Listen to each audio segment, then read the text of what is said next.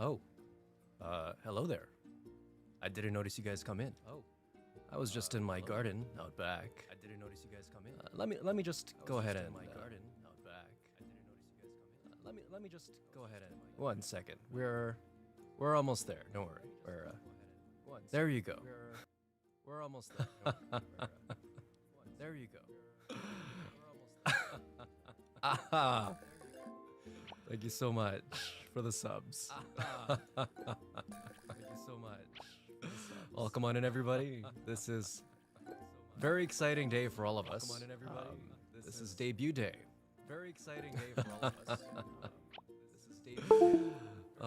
I've been hyping this up for the last few days, so welcome on in, everybody. My name is Awkward Bamboo, and welcome back to the Bamboo Forest. And for those of you who are new here, welcome to the Bamboo Forest. Let's have fun today, and hopefully learn a little bit about myself today. Whether you are new here, or you have been here for a while, or you're some of my longtime regulars. I hope that you will be able to go home with something today. With something that you didn't know before. Hello, hello everybody. Thank you so much for coming on in. Hello, hello, hello. You have the rich person laugh. I don't. Welcome, welcome, welcome. So, for those of you who don't know, today is debut day. I am officially joining a group known as Akizu EN. Officially, I am part of the AURIS Gen, their third.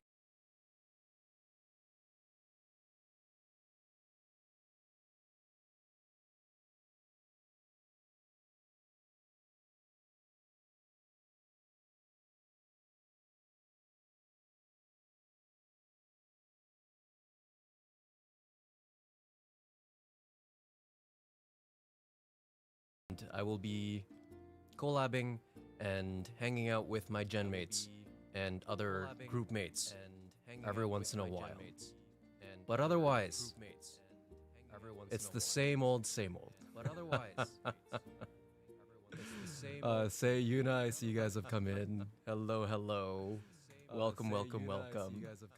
Today's not gonna be anything too, how should I say, extravagant. But it is still a very, very exciting day. The day has finally come, yes. Javera, thank you guys for wishing me a happy debut. Happy debut, yes, Blossom. Welcome on in, Blossom. I know we've interacted a few times on Twitter, but I am very, very sick right now. But it's okay. We're gonna power through this, and we're gonna have a great time. So, with all that said, without further ado, let's start the debut.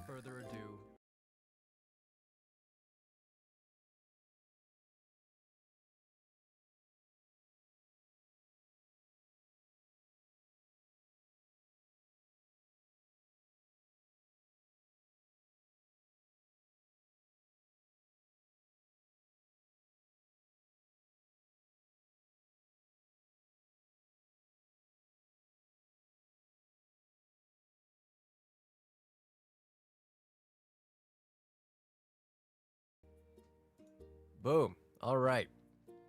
So, here's a little bit about me, first of all. My name is Awkward Bamboo. That is my full government name. But that name is a bit of a mouthful, and some might say is a little awkward.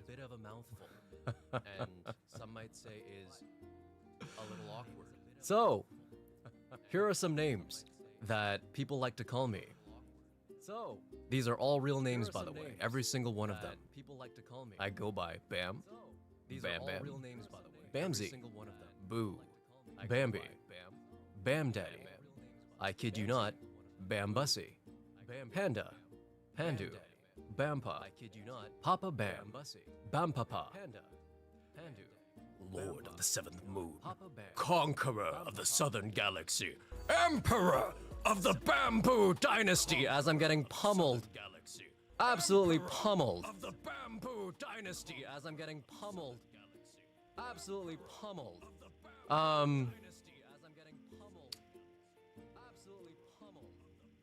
Yeah, we're gonna wait for that one. Yeah, we're gonna wait for that one.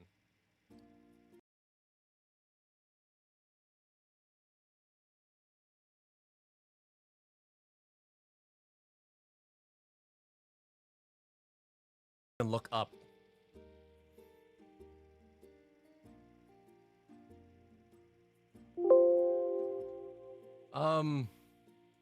Yeah, so it's one throw for every bit.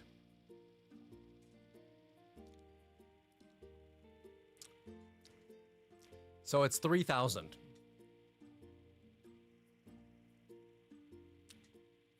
Someone help him, he fell.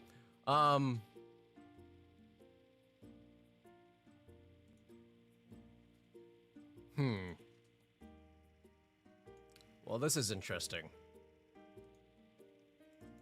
Don't worry, guys. It'll stop eventually. I promise you. Any second now.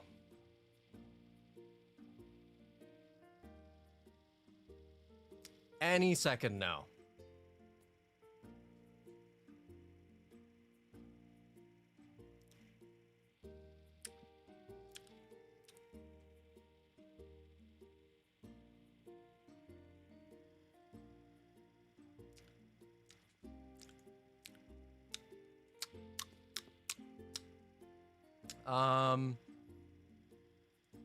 I wonder if there's a way to stop this.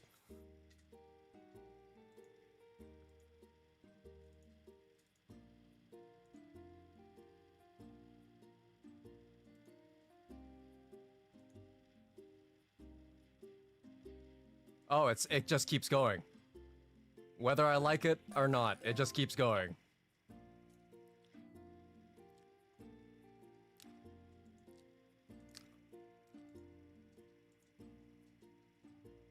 Okay.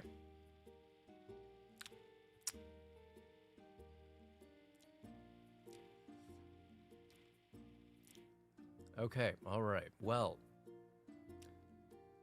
as I was saying, Grandpa Bam.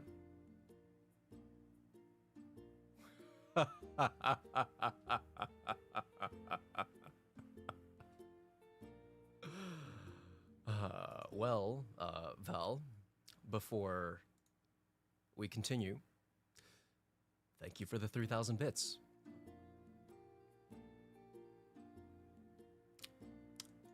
Thank you for the head pat. I really need that after getting pummeled on the head with 3,000 bits. So my birthday. September 18th. Also known as World Bamboo Day. Some people might assume that that's the reason my name is Bamboo, and I will not confirm nor deny that.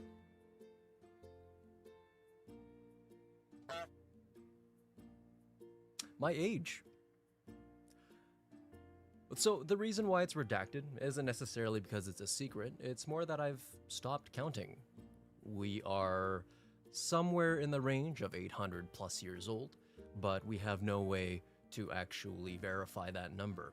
So for the time being, it is redacted, simply because we do not know the exact number. Don't call me old man. You're saying it like it's an insult. I'm proud. All right? I am proud of my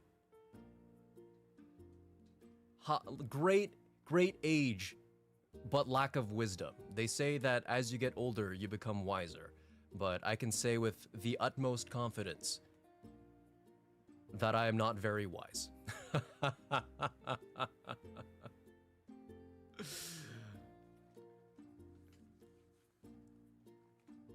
The wise king. King of what? My height.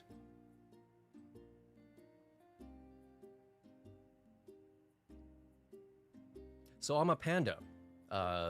You might not be able to tell from my model specifically, but there's a reason why I don't exactly look like a panda. And if you look at the little note on the left, you'll see that I actually used to be a panda, and I was transformed into a human, specifically a corpse of a human. So some might say that I'm already dead. I do not technically age, and my only wish is to find a place to call home. And my favorite animal. Yep, you guys all guessed it. It's a quokka.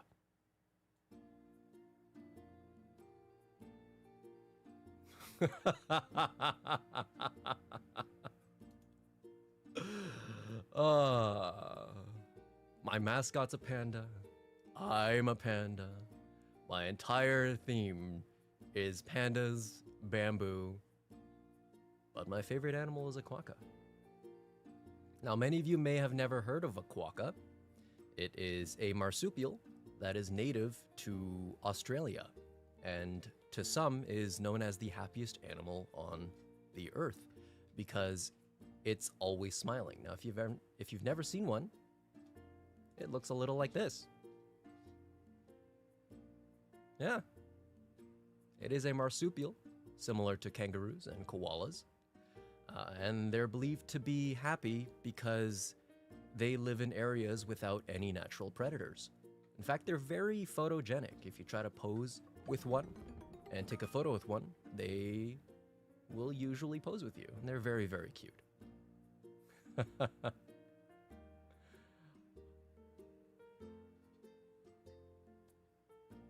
I absolutely adore quokkas. Pandas are, well,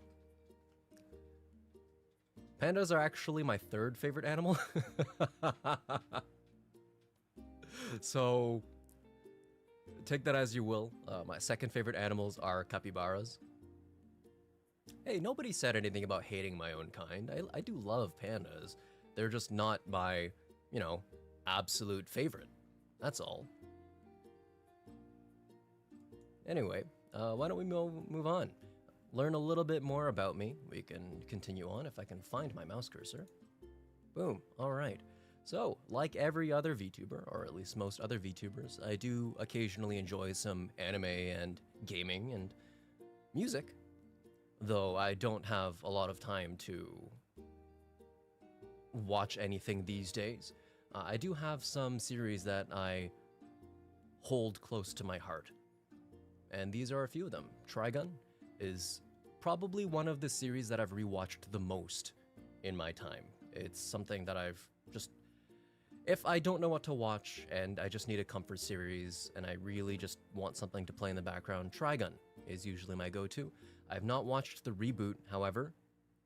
That is definitely something that I would like to do sometime soon when I can find some time, but for now, Trigun, top of the list. Hellsing. Now, Hellsing is a series that I have not rewatched as much, and this was introduced to me by my elder sister. And all I can really say about Hellsing is there's a younger self in me that loves Hellsing so much because it is just the epitome of badass. Welcome on in, Raiders. Can we please get a shout out? Thank you so much. Thank you, Rizura. Oh, Zura. Oh, wonderful. Yeah. We've interacted a few times on Twitter. Welcome in, Raiders. Happy to have you. We're debuting right now. We're talking about my favorite anime games and whatnot. Hunter x Hunter. I absolutely love this series, but unfortunately it has had so many delays and hiatuses because of the health of the author, and I can only hope that one day we see the end of it and possibly a full completed anime. Oh, I can't wait for that. Thank you guys so much for the congratulations and the follows. I really do appreciate it. Thank you so much.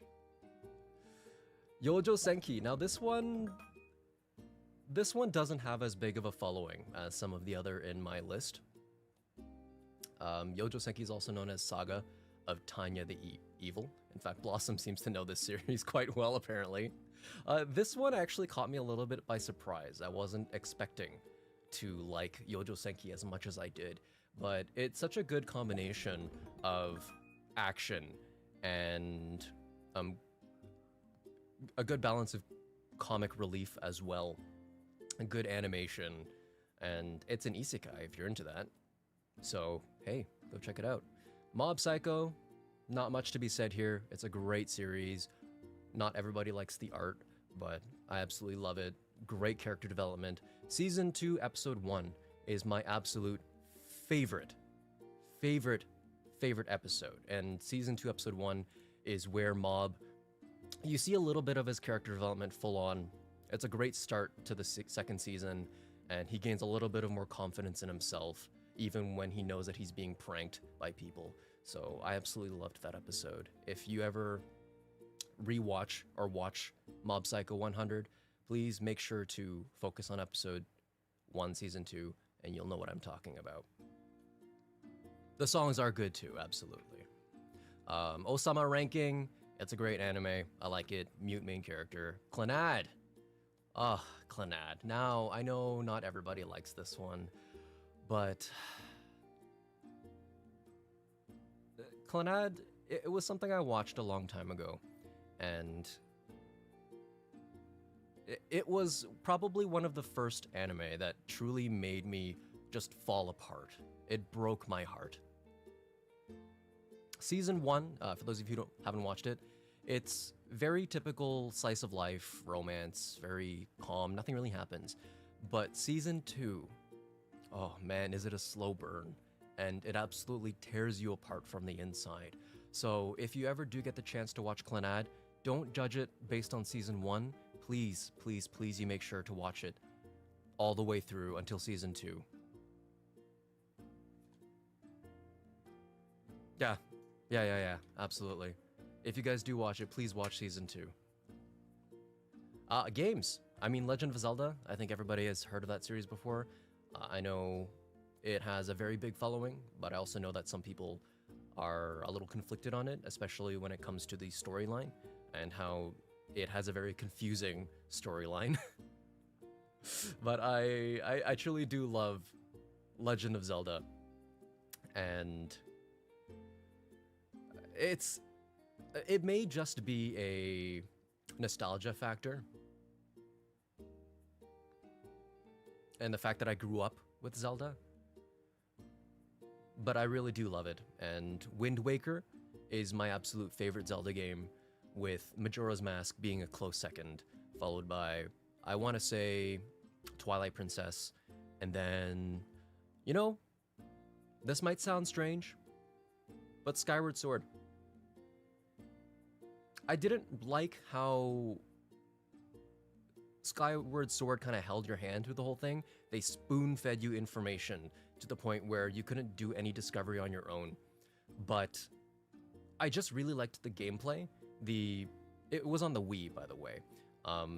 And just the Wii remote interaction just felt really, really good. So that's why it's 4th on my list of Zelda games. I'm glad everybody agrees that Majora's Mask seems to be a very, very strong contender in the list of Zelda games.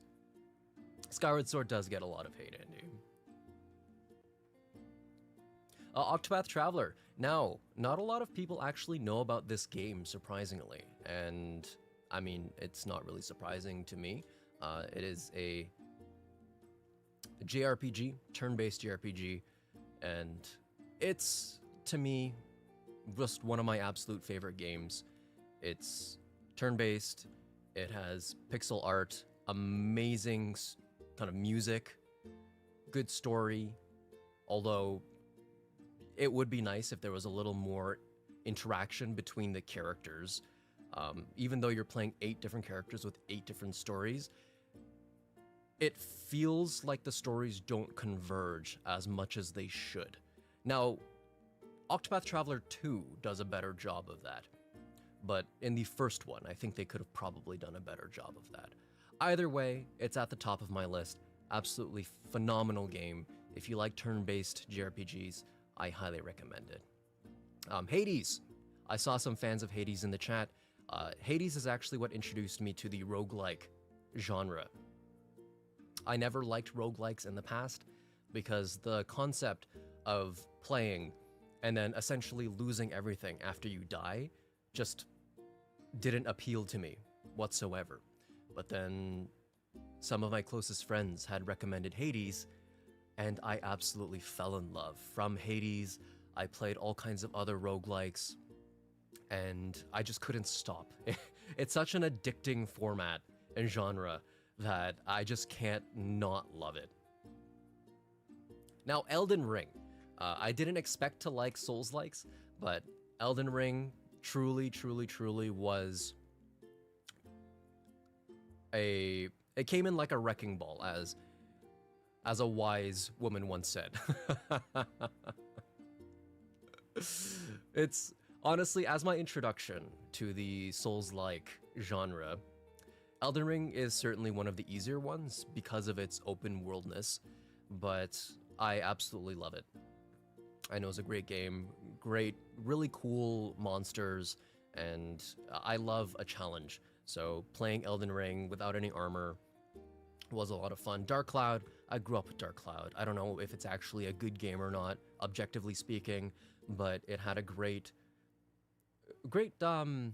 like weapon upgrade system. Maybe not great in the sense that it makes sense, but great in the sense that you could kind of do whatever you want. You were free to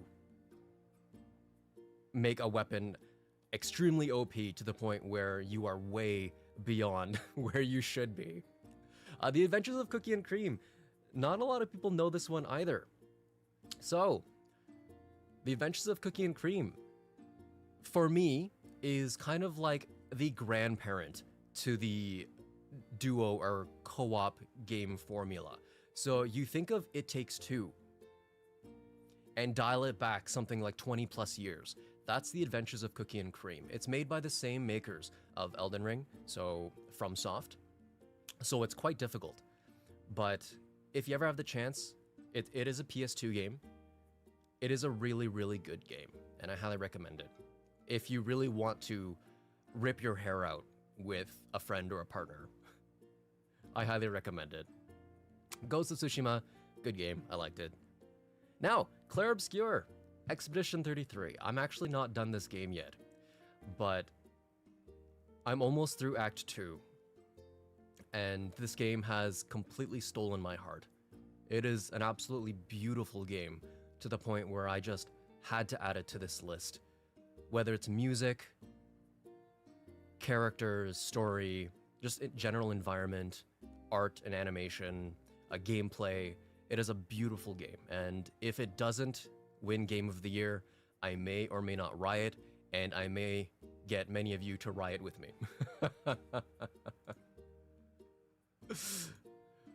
Music. I don't actually listen to music that much, which is kind of odd to say as somebody who sings a lot. For those of you who follow me on Twitter or TikTok or YouTube or anywhere else actually other than Twitch, you'll know that I like to sing a lot. I don't actually listen to a lot of music.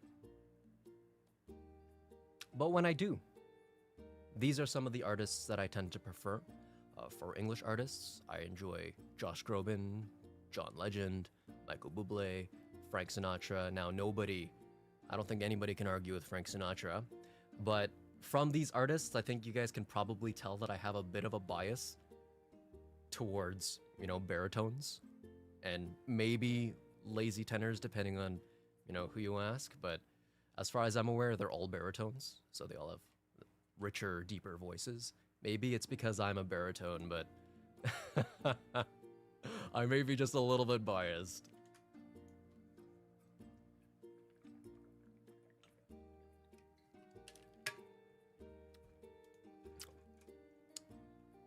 I do eventually need to replay Bloodborne.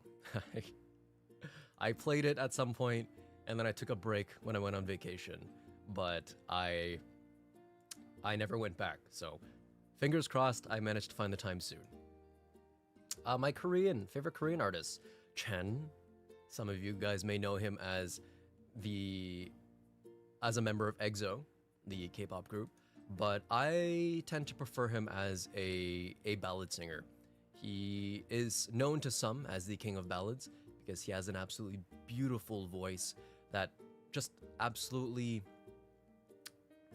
he has that type of voice and mix that really just rings in your ear. It just hits that nice point, and it's just so clear, and it's beautiful. I also enjoy Park Hyo-shin, which he is touted as one of the best singers in Korea.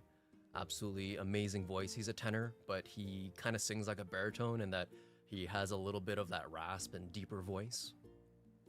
Wildflower is an absolutely beautiful song, and you guys should absolutely listen to it. If you guys want to listen to Wildflower, you know what? If you're a creator, you might as well record a reaction video as well, because there will be reaction. It's an absolutely beautiful song. I also enjoy Siki, John Park, Sohyang, aespa, and TXT. I don't really listen to K-pop that much, but when I do, aespa and TXT are some of the groups that I enjoy. If you guys don't know, John Park was actually on American Idol a number of years ago, and he has since moved to Korea and is focusing on Korean music. Sohyang, also absolutely amazing singer.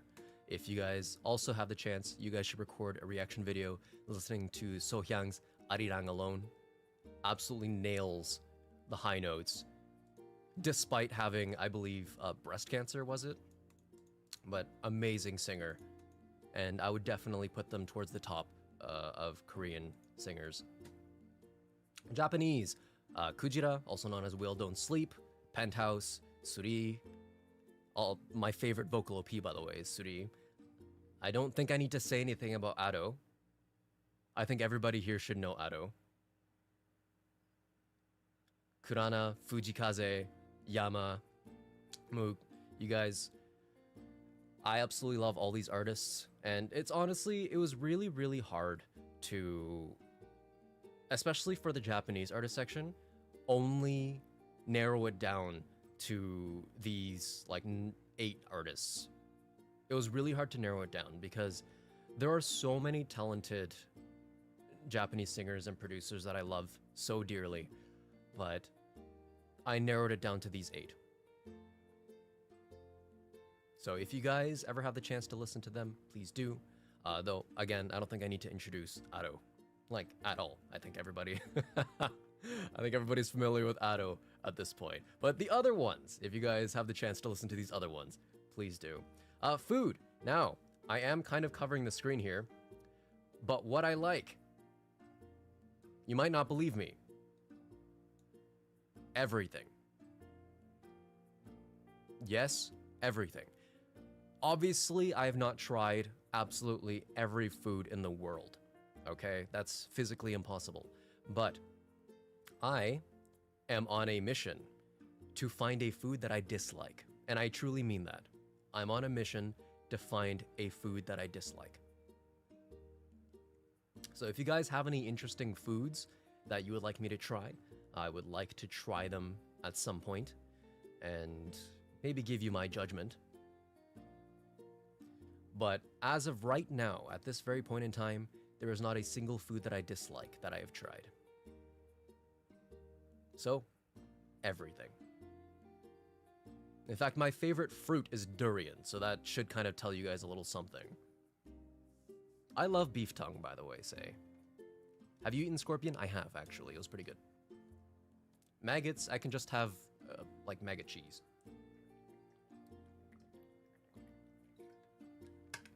By the way, guys, if you guys have any specific questions, I will have a dedicated Q&A time at the end. So, you guys can save them for then. Only if you guys have, like, specific questions. Moving on, interests, part 2. So I do enjoy manga and webtoon. I tend to read manga more than I watch anime, simply because I don't really have time to actually sit down and watch 20 to 30 minutes of show. So a manga, it's really easy to just pick up and put back down, whether it's while I'm at work or if I'm on a bike or something like that. So these are some some manga that I enjoy. Skip Beat I've been following Skip Beat since the very beginning. I absolutely love it. It's by one of my favorite manga authors. Baby Steps, unfortunately, it was axed and is no longer in production. But it is the one sports manga or series that I actually really enjoy. And maybe it's because the main character is truly an underdog. It's not like, oh, he has some special power and he just needs to learn how to wield it. No, the main character in Baby Steps truly does constantly lose. He is almost always losing. And some people might not enjoy that. But his only kind of special factor is that he's really stubborn. And he has good eyes, but that's... Anybody can have good eyes. I actually just reread Skip Beat like 2 days ago. I enjoy Bakuman. It is the manga about writing manga by I believe the same mangaka as Death Note, if I'm not mistaken. Very good. Kenran Taru Gran Sen. It is a manga about ballet. I don't know if it's still in production. I think it might have halted, but I really do enjoy it. I recommend it. And I enjoy it. Zora Ray, thank you. Nana, I see everybody in the chat's blowing up about Nana. Yes, Nana. I really do like the series. I haven't read it in a long time. But it is a really good one. In fact, I really wanted to buy the Ayazawa collab at Uniqlo, who is the author of Nana. Unfortunately, I believe they only released the collab for women's sizes, so I might just see if I can fit into the extra larges, if they have them. But they unfortunately don't have the Ayazawa collab in the men's sizes, as far as I'm aware. Glass no Kamen, old series. I don't think it ever technically finished, but it's about acting. Tokyo Crazy Paradise, by the same author as Skip Beat. But unlike Skip Beat, it is more shonen. And I don't know, like I said, one of my favorite mangakas, so that one's pretty easy. Yotsubato, very funny. That's about it. That's about all I can say. It's just really funny. I really enjoy it. Kusuriya no Hitorigoto, also known as Apothecary Diaries. Now, I do really enjoy it, though my regulars will know that the fandom has somewhat ruined it for me. So I don't tend to...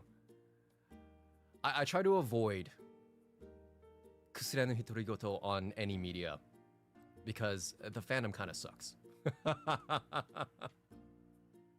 Skita ii na yo. I absolutely love this shoujo. I read it years ago, and I might just reread it one of these days, but I enjoy it. Amanchu, very slice of life, very chill, just enjoyable. It's very sweet, very cozy. I recommend it. Hunter x Hunter again, always on hiatus, but I enjoy it. And One Piece, somewhat polarizing. Not everybody loves it, but I personally like it. The amount of... Sure, you might not like the art style, but I personally admire Eiichiro Oda, the mangaka for One Piece. And I believe that he truly has no limits when it comes to his character creation and world building. From the beginning, Eiichiro Oda has tried to do as much by himself as possible, even rejecting assistance from his assistants. to the point where he became ill. And he, from the beginning, has always maintained a certain level of quality in his backgrounds. Webtoons. Eliseed, my absolute favorite. I love it, and it's actually getting an animation. So that is amazing. I think to protect myself and my own sanity, I will be avoiding the fandom once there is one, because fandoms suck. But I absolutely love Eliseed. For those of you who don't know Eliseed, I don't know if this is confirmed, but as far as I'm aware, Eliseed is just a combination between the word electric and speed. And if you read the webtoon, you'll know why. The villainous reverses the hourglass. I love villainous webtoons. I am obsessed with villainous webtoons, and I can't get enough of them. So it was really tough to only put 2 of them on this list. I was only able to fit 2 on this list. But the 2 that made it were the villainous reverses the hourglass, and death is the only ending for the villainous. I actually read the web novel version of this, and the webtoon is slowly catching up. Nanomachine, I mean, it's just, the art is good action. It's a typical, like, Moodim. No, actually, I shouldn't say it's typical. It's very not typical, but it's Moodim themed. If you just enjoy, like, badassery and a main character that pummels everybody, if you enjoyed solo leveling, you'll probably enjoy Nanomachine. But for those of you who know me quite well, I have some mixed opinions about solo leveling. So I enjoy Nanomachine. I don't enjoy solo leveling so much.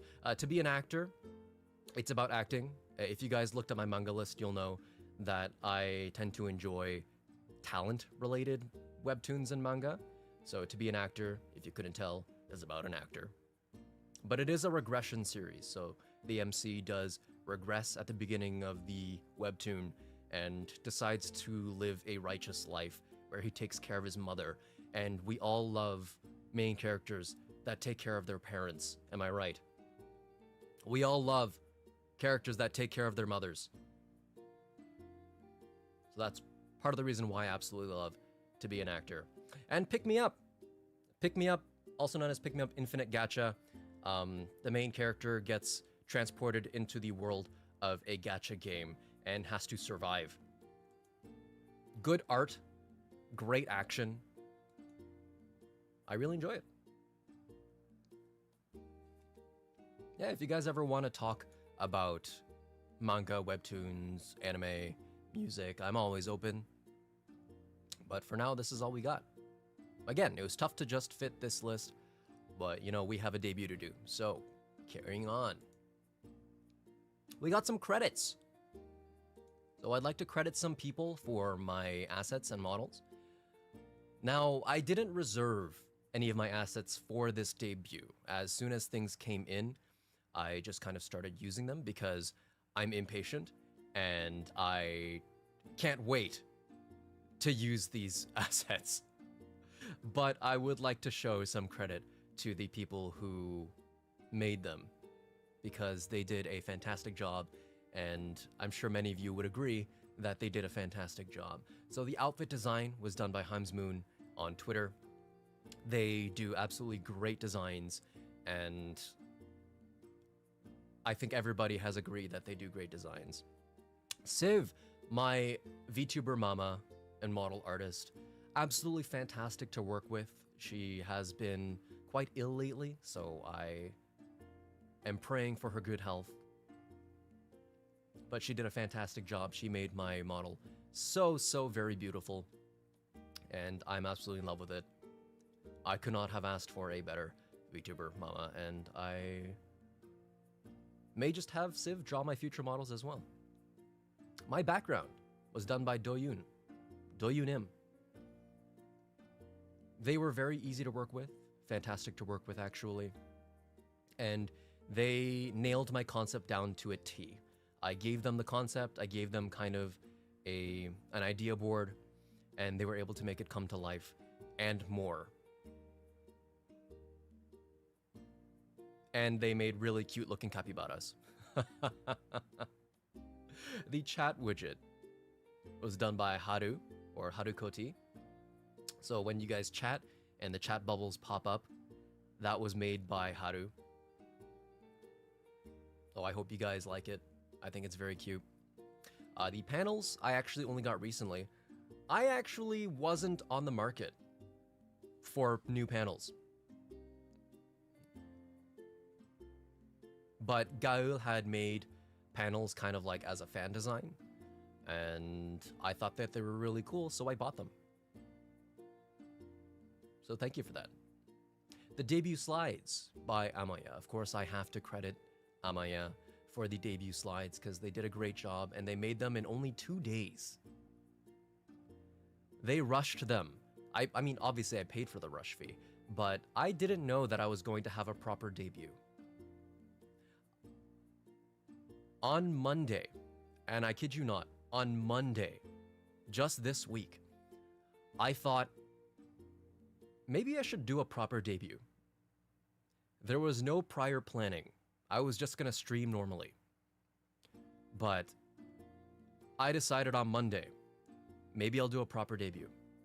So I commissioned these slides, and I also commissioned the trailer video that you guys saw either on Twitter or at the beginning of the stream. And in fact, why don't I go ahead and credit the person who made the debut video as well.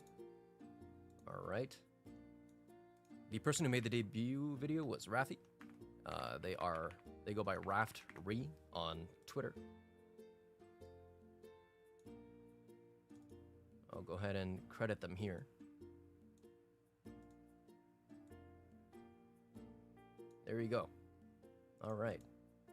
So if you guys ever need either a music video or a debut video or, you know, any kind of video really, Rafi does a great job. And once again, they made the video in something like 2 days.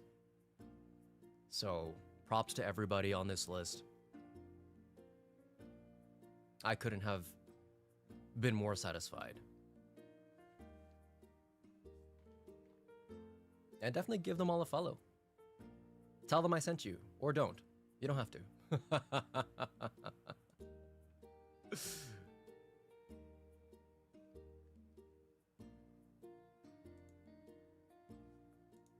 All right.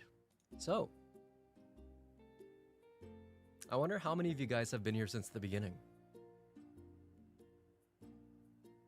Not many of you, from what I can tell.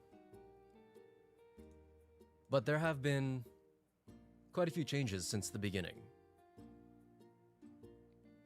My very first design on the left was just a little guy in a panda hoodie. And that was 3 years ago. Yeah, you weren't even first gen, Val. I was a PNG for the first 6 months of my streaming career. Yes, 3 years. It's been a long time coming. So I streamed as a PNG, and then the second model, the one with the full body, was my first live 2D model, which I rigged myself. So that was when I became a live 2D rigger. And I have rigged my own models ever since. So this was September 2022. On my birthday stream, I first revealed my live 2D model. The third model, this was the first time, or rather the first introduction to my current kind of model design body or template. So the white hair and the black braid is where this all began. It's on this third model here. The artist, was it Dialexa? Sorry, I'll look it up after. But this was kind of the beginning of my current design. And the inspiration was pandas, bamboo, and Chinese hanfu, which explains, you know, the kind of Chinese-inspired outfit and I think they did a good job on the design. And then I went chibi for a little while before moving on to my 2.0 model, which you'll see on the far right, which many of you may remember because I only started using my current model more recently this year. Yeah, but many of you joined me over the past year and a half or so may remember this one on the right. And this was when the Honkai Star Rail Luocha allegations really began. Even now, many people do like to call me Luocha from HSR, but this model on the right is where it all began. And while I can see the resemblance, I promise you, this design existed before Luocha did, and I had no idea who Luocha was. I assure you. Please believe me.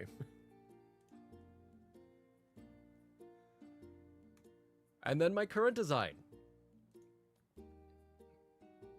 This is the design that many of you have come to know and love, or some of you may have just, for the first time, seen me in this form.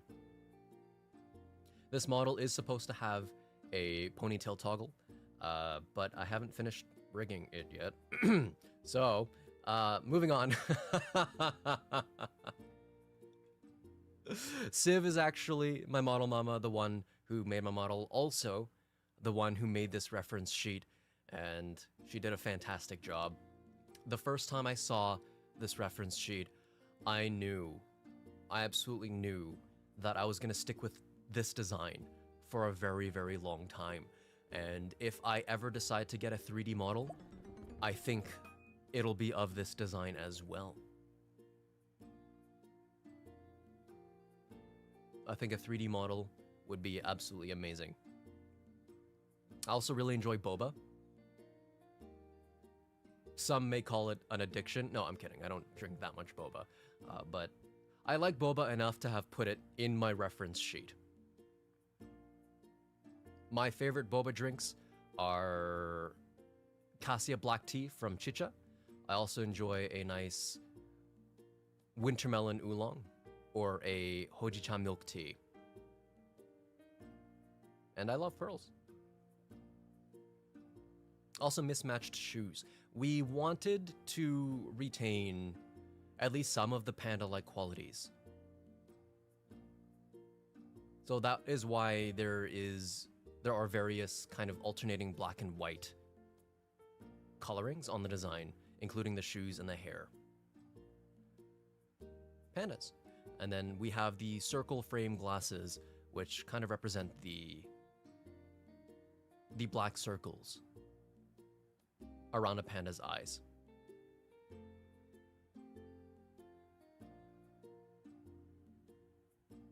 So, take it all in while you still can. Burn this design into your eye holes and fall in love, because this is going to be me for the next long little while. Now, for next week, this is my schedule for next week. So many of you guys in the chat may or may not be following me on Twitter, or may or may not be in my Discord server, but I post a new schedule every Sunday. But this is what I'm going to be streaming for the next week. So if you guys want to see more of me beyond today, then definitely note down all of these times. In fact, let me move my model a little bit so you can actually see the time on this right there. Boom. All right. Tuesday, we're going to be completing Act 2 for Clair Obscure Expedition 33. So look forward to that. I absolutely love the game, and we're going to finish it on stream. I'm going to make sure of that. Thursday, we're going to continue, because again, we're going to continue the game. Friday, we're bringing back Horror Night. I used to stream horror games every Friday night, and it's been a while since we've done that. Probably over a year. But we're bringing it back. So Friday night at 8 p.m. Eastern Time, I will be playing Silent Hill 2, which I have been told is quite spooky. I'll be playing in the dark. I promise you that. And I'll give you guys the full experience. And then Saturday, some of you guys are already talking about it in the chat, but it is a collab with my gen mates. It is the very first collab with my gen mates, some of which I'll be properly talking to for the first time. We're not really sure what to expect, and you guys should be excited. And I hope you guys are looking forward to it. It'll be at 4 p.m. Eastern Time, or 8 p.m. GMT, or 2 p.m. CEST, whatever time zone you are. Look forward to it. And also look forward to my gen mates' debuts over the next week. There will be a new debut every single day. So definitely make sure that you check them out. I'm frequently retweeting any information about their debuts on my Twitter, so definitely check that out. And I will also be in their debuts as well, not as a guest, but just in their chat to help support. Thank you, Evan. So I hope that you guys show them as much love as you showed me for my debut.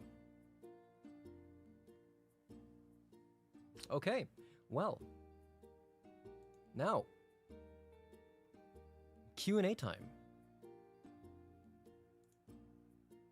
If you guys have any questions for Awkward Bamboo, that is myself, now is the time to ask them.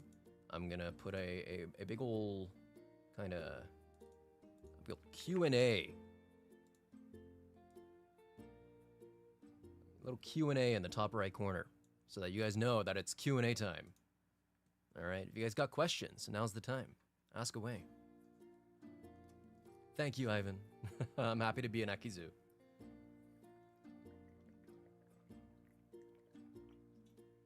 I don't think that question has anything to do with me or my debut, but yes, milk is sold in bags in some parts of Canada. Not all parts of Canada. Some.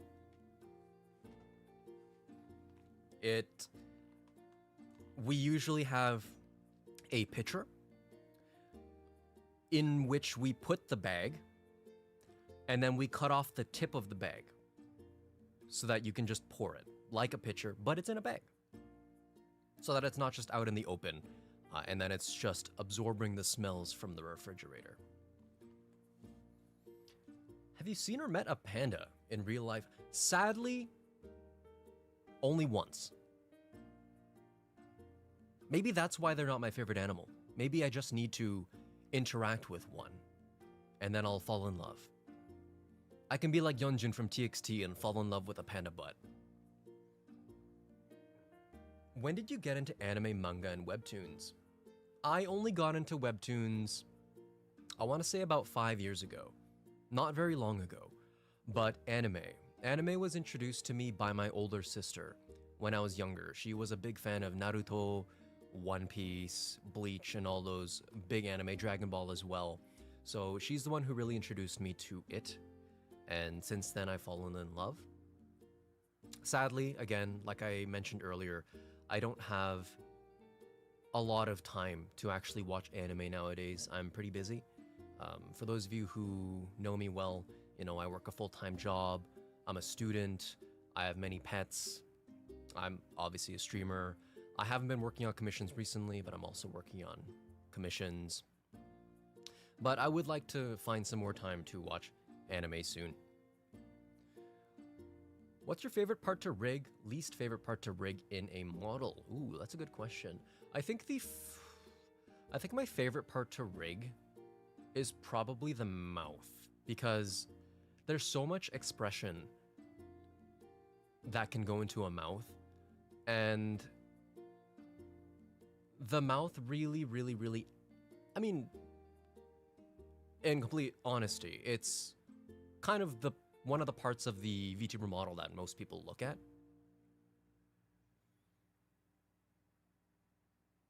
But there's so much you can do with the mouth. As for least favorite, face angles, 100%. I absolutely hate doing face angles, but I'm quite proud with how these face angles turned out. You won't see many VTuber models that can turn to quite this degree, so I'm quite proud of it.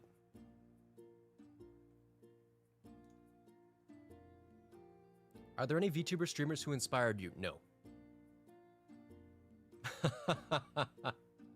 I know that sounds strange, but I don't, before streaming, or before I started streaming, I never actually watched any VTubers. I barely even knew what a VTuber was.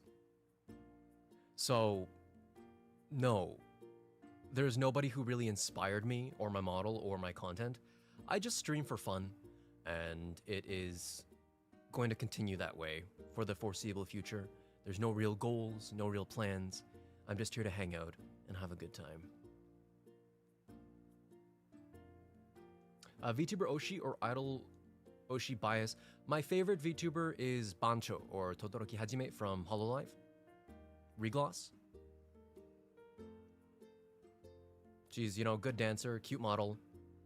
Personality is something special. Language is almost, you know, undecipherable. Even for native Japanese people. But very, very entertaining to watch. Thank you for the follows, everyone. Being in a group doesn't mean there's the possibility the Boo Boo merch might actually be pushed or perhaps more.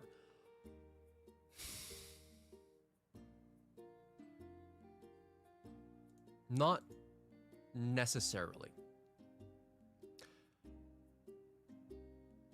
So being in a group, I do have the support of, you know, a manager and a team for certain things, but it's more just, I think, I don't know how much I can really talk about it, but it's more just the facilitation of certain tasks and whatnot. So as for whether it would push or facilitate the procurement of merch, I want to say no. But merchandise is definitely something that I have on my roadmap, and it's something that I very much want to do. I may partner with certain brands that specialize in VTuber merch, and I think the first thing that I'm gonna want to make is a plushie of my mascot. Oh, if you guys have never seen my mascot, let me just pull it up for you real quick. Let me go ahead and find that for you.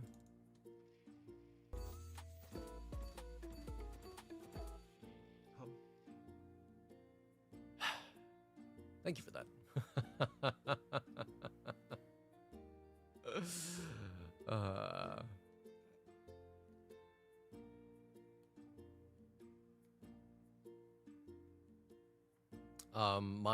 My drive is taking a little while to load, so the mascot will have to take a little bit. Oh, nope, there you go. It's loading now. Sorry about that. All right, so. Oh, God. So this is my mascot. So this is the first merch that I want to make. I want to make a plushie, probably about 30 centimeters tall. I think would be a good height or size for this kind of mascot. In fact, his actual height. So if you guys ever wondered what his real life height would be, about 40 centimeters tall. So while I would love to have a 40 centimeter plushie, life-size plushie of the mascot, that would get a little too expensive. I think that would probably range in the $50, $60. And that's not exactly where I want to start. So probably a 30 centimeter plushie to begin with, and then maybe in the future, life-size. Does he have a name? No. He does not have a name. He's currently nameless. Now, I have wanted to call him something like Xiaozhu, which literally just means little bamboo, which I think is very cute. But I do know that some people like to call me that. So we might come up with a different name. Nothing's confirmed.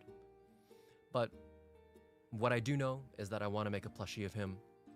And Some other merch that I have been exploring is a tote bag or washi tape, some prints, some keychains. Those are all things that I've been exploring and I would like to make one day. So if you guys continue to support me, hopefully you guys will also buy my merch when it comes out. And if I ever come up with keychains and standees, what I really want you guys to do, and I'm probably gonna have to come up with a hashtag for this, but what I really want you guys to do is take the standees with you wherever you go, take photos with them, because I've really admired or envied those kind of idol standees where they would kind of eat breakfast or have tea with them or have pancakes, put them next to the pancakes and be like having pancakes with my Oshi. And I thought that was super cute. And so I would really love it if you guys were to do that. So once I come out with merch, please do that. Again, I will come up with a hashtag for it. We'll have to think of something, maybe like BAM Global or BAM World or something. We'll figure it out. What other questions did I miss here? What inspired you to be a VTuber?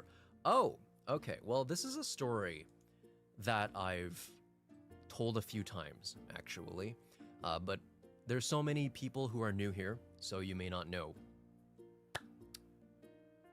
By the way, for those of you on YouTube chat, I do read YouTube chat, just FYI, but I'm answering questions one at a time, so you guys will have to be patient with me. So, what inspired me to be a VTuber? How I became a VTuber was because a friend of mine told me to.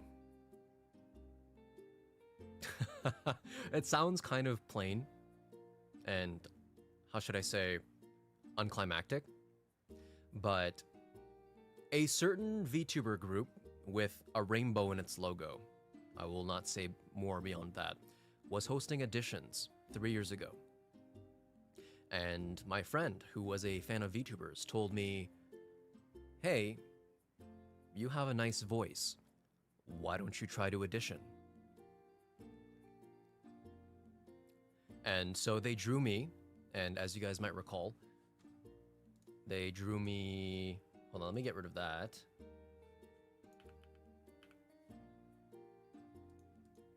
They drew me this one on the left, so the far left one. They drew that PNG with the panda hoodie. And I auditioned. Obviously, I didn't make it in, considering I'm indie. And I'm not famous. Some might say that that is a blessing. But I did audition. And after I sent the audition, I figured, why don't I just start streaming? I already had the model that they drew for me. I had the equipment, so I had a computer, obviously, and I had a nice microphone. Though my microphone quality sounded kind of terrible. If you go to TikTok, all right, and you scroll all the way to the bottom of my, 200 something videos, you'll see videos from back then. And my mic quality was pretty awful despite me having a good microphone. But I decided that I would just start streaming, and so I did. My very first stream was a Genshin Impact stream. I was a Genshin streamer for my first few months of streaming. And I streamed in the, I believe it was called Enkanomiya. It was kind of like that Inazuma side world thing is when I first started streaming. I didn't have any assets, no overlays. It was just a PNG, my microphone, some music in the background, and Genshin Impact. I didn't even have a chat widget. I just slapped the chat on the screen. Just took the browser URL and I just slapped it in OBS. That was my stream. And that's how I streamed for the first few months of streaming. And thank you guys all. I really do hope that I can continue to work hard and meet your expectations And while I don't expect to ever truly become famous, one of my goals as a streamer is to just have a wonderful and welcoming community and just be able to have a safe place for not only myself, but many of you as well. And yes, some of you may call it peer pressure, but I had a lot of fun streaming, and I used to stream at my friend's place. So if you look at some of my streams, I actually streamed on the floor. Obviously, you guys wouldn't have seen it, but I streamed on the floor with a tiny little monitor, like very, very small monitor on a stool. It was a monitor on a step stool. I had chat loaded up on my phone. And I streamed my PS5. This is some of my earliest streams. I just streamed on the floor with my PS5 on a little monitor and a phone. And good times. I think nowadays, I don't think that would really be possible with how quickly I mean, it's not necessarily quick, but quicker my chat moves now. It would be quite challenging. But I still enjoyed those times. Would I go back? Not really. But I think everything is contributing to who I am now. What other questions did I miss here? How many languages do you speak? I speak 2.5. So I'm fluent in English. I am fairly conversational in French. I have not had to speak French in a long time, so it's not as good as it used to be.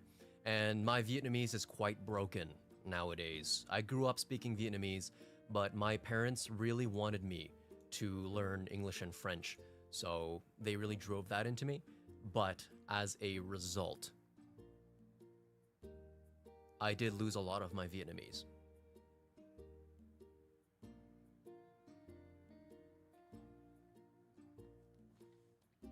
For my regular viewers who are coming into the chat, yes, this is an unusual time for me to stream, but it's my debut, so it's a little bit of a unique event. Fellow Viet, yes, I am Vietnamese. Both of my parents are Vietnamese.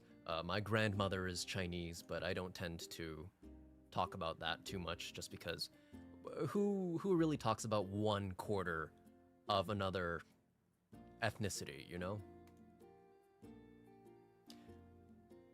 And ooh, I guess I can call you that. I guess I could have addition for them as well. But I personally don't think that I have the qualities to be corporate. Welcome on in, Raiders. Welcome, welcome, welcome. Could we please get a shout out for our wonderful Raiders? Welcome, welcome, welcome. We're doing some Q&A right now, so if you guys want to know a little bit about me, please feel free to ask them now. Asami, thank you so much. I'll give you a follow since clearly I am not, but nothing we can't fix right now. Welcome everybody to my debut. I am debuting, yes, that is me. I am joining a group known as AURIS. 3rd Gen Akizu EN. This week will be full of debuts from my gen mates, so definitely look forward to that. Somebody asked, can I cook? If you can rate it from 1 to 10. I'm no professional cook, but I do thoroughly enjoy cooking. And I would rate my cooking a solid 7 out of 10. Not too high, but not low such that, you know, I think anybody would find disgusting. Thank you guys so much for the congrats. Welcome on in. Feel free to sit down, relax, get a drink. Drinks are not included, but feel free to drink something.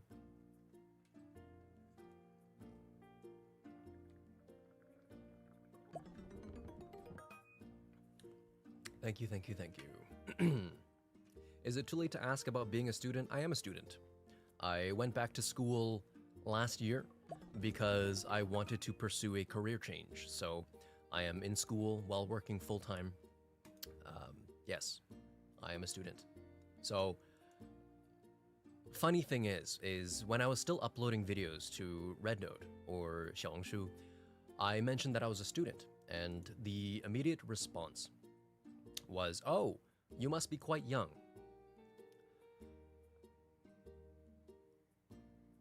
I'm not as young as you might think. In fact, I'm probably quite a bit older than I sound. But yes, I am a student. Young at heart. That's it.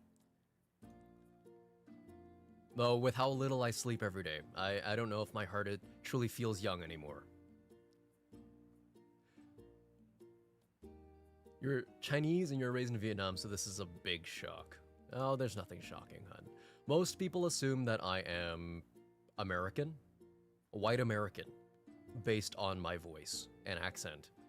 But I assure you, I am Canadian and I am Vietnamese. So whenever you guys see my stream schedules or any of my posts, I am in Eastern time. So everything that I post is related to Eastern time typically, which makes it tough for a lot of my overseas viewers. I do have quite a few viewers in Asia as well as in Europe, so it is quite tough. But I do try my best to accommodate everybody and to try to find times for streaming that works for everybody. One day I would like to bring back Sunday morning streams. That is something that I used to do quite frequently. But as of right now, it is quite difficult to do that. So one day, but that is not now. What can we look forward to that you can share? I mean, like I said earlier, you guys can look forward to collabs with my gen mates from time to time. We will do semi-regular collabs where we will hang out, play games with each other, and all that kind of tomfoolery. So you can look forward to that. As for myself personally, if there's anything you guys can look forward to, I don't really have anything particular planned aside from, you know, Friday night horror streams happening again. So I'm bringing those back. Merch, you guys already know, I talked about that. I'm gonna be working on regularly, but I don't have the ability to create merch just at this very moment. Oh, yeah, like Val said, singing. So I do enjoy singing. I do have a lot of covers that I'm working on, mostly collabs. So I'm currently in, I think, 7 different song projects as of right now. 3 of which are for K-Rhythm Tour. If you guys don't know what that is a K-pop themed chorus battle.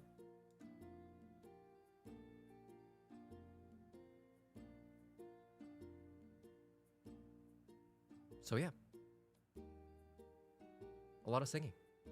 I do have a lot of solo projects that I have on the backlog as well. I will be working on those in my free time, but as of right now, those collabs are my priority. Oh, someone actually asked about my hashtags. I am so sorry. I completely forgot to add those to my slides. So why don't we go ahead and add those? Let's talk about them right now. It'll be a little kind of scuffy because I did not plan for this, but yeah, let's show you guys my hashtags. Let's just do that for now, and then we will shrink you down. Boom. Let's talk about hashtags, guys. So, if you guys ever want to either draw art of me, or, you know, participate in my lives, or make clips of me, memes, whatever, here are some of my hashtags. My art hashtag, if you guys want to draw a fan art, is BAMBART. Please use this hashtag if you guys post art on any platform, and I will do my best to see them. I check them semi-regularly. I try to check them at least every 2 days but I don't get that much fan art, so it is not really kind of the first thing I think about. I do have an NSFW hashtag, and this is where the nickname came from, but my NSFW hashtag is Bambussy. There is nothing under that hashtag right now.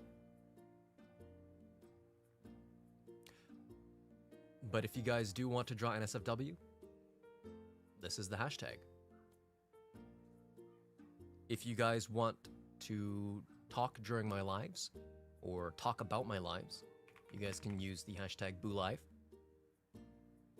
I only just recently got this one a few weeks ago because somebody asked me. I had no idea what a live tag was until they brought it up. So BooLive is the Lime hashtag. If you guys ever want to make memes, oops, went too far. Boo memes. I think that's pretty self-explanatory. I'm Bamboo, and these are my memes. So make lots of memes so I can use them. Free content. If you guys ever want to make clips, Bambloops. I thought it was cute. It's kind of like bloopers because most of my clips are kind of like bloopers in which I make a fool of myself.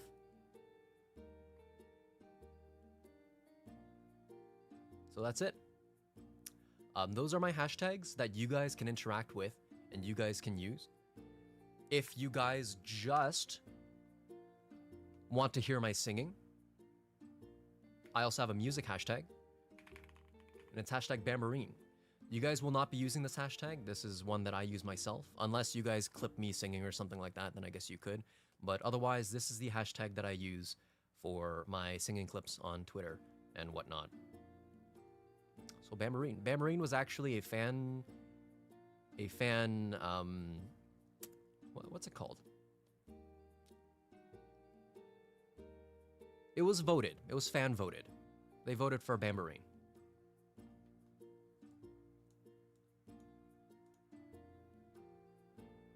Kind of like tambourine, but bamboo.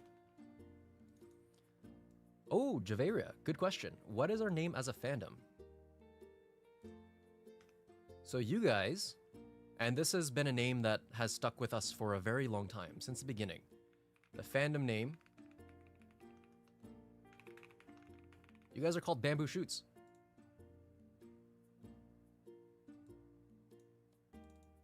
So I am Bamboo, and I am a panda, and you guys are Bamboo Shoots, and you guys are baby bamboo, or baby pandas rather.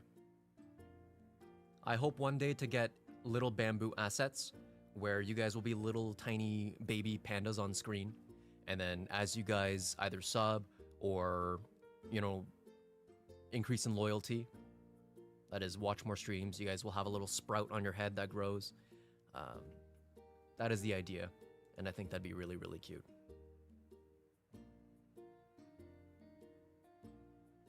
Loyalty program, yeah. Got loyalty points, you get benefits. Your benefit, you get more of me. That is your benefit. That is your loyalty reward.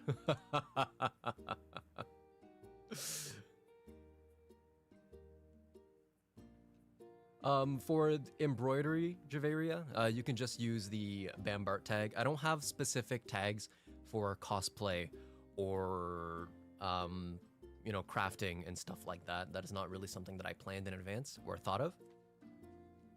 So you guys can just use the Bambart tag. If more people start cosplaying or crafting, it may necessitate a new hashtag. But for now, just Bambart is fine. I think that's okay. There was something else I wanted to talk about. Oh, my Oshi tags. Am I able to put emojis in here, or do I have to take a screenshot?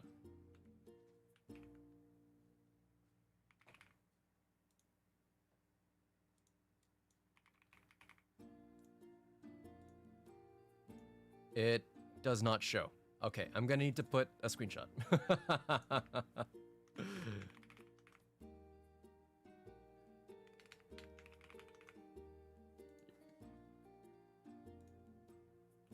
Let me go ahead and take a screenshot so you guys can know what my Oshi mark is. Squares, my favorite. They're nice and clean. I love the corners.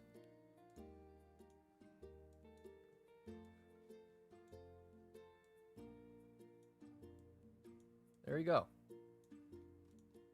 That is my Oshi mark. It is a panda and the Tanabata Festival emoji. Now, some of you might be wondering, why Tanabata Festival? Shouldn't it be bamboo? There's a reason for that. And the reason is that the bamboo emoji is really ugly. It's quite that simple. I really don't like the bamboo emoji. It looks really ugly. And it looks like 3 fat fingers. So, I use the Tanabata Festival one. That is the exact reason, and there's no other reason. I could try to write it into the lore or something about festivals if I wanted to, but let's be honest, I'm never going to. So this is it. This is what we've got. It looks like 3 fat fingers. I don't know what to tell you, my friend.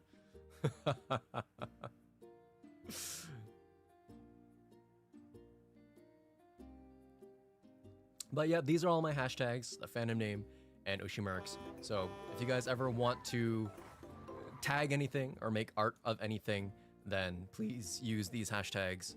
Except for the Bambarine one, unless you tag me singing or something like that. But otherwise, that's it. Those are my tags. Welcome in, Raiders. Hello, hello. Thank you so much for the raid. I need to drink some water. Give me 1 second.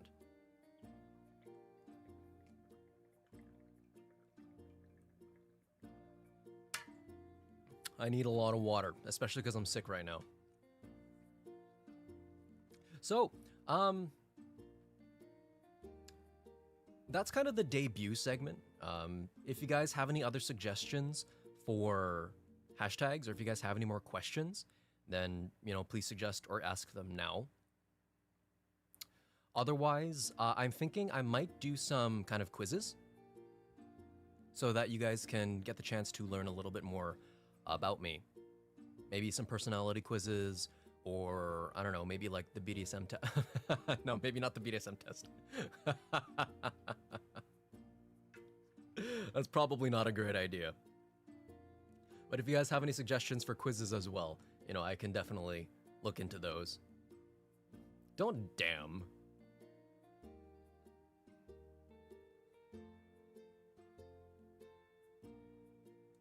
What's your MBTI? I'm INFJ, believe it or not.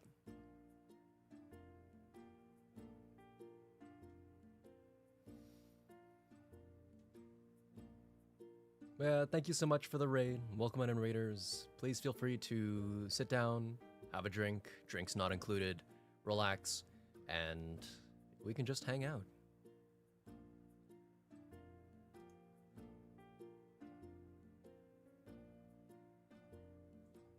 What's your favorite Kurana song? That is tough. That is tough. I really like her music. To tell me to pick a single one would be quite challenging. We can go by maybe the one that I've listened to the most, perhaps? Hold on here. I'm just checking my playlist right now to see which one I've listened to the most.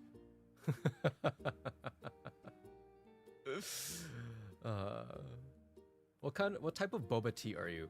Good question. I've never really thought about what boba tea I would be. Ow! Zed, thank you so much for the 5 gifted subs. I really appreciate it. Most people seem to associate me with matcha tea. So, you know, maybe some kind of matcha.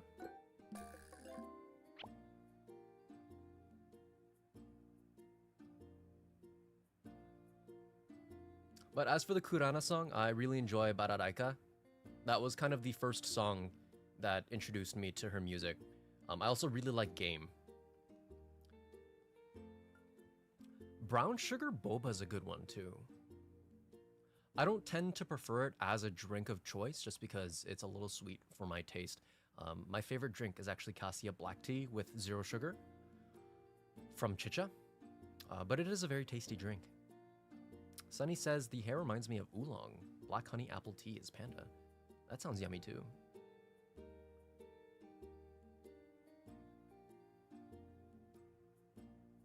Is it easier to start streaming on PS5 with a phone for chat, or should it be something you wait until you have the right equipment for? You stream however you want. Nobody can tell you how to stream or what you want to do.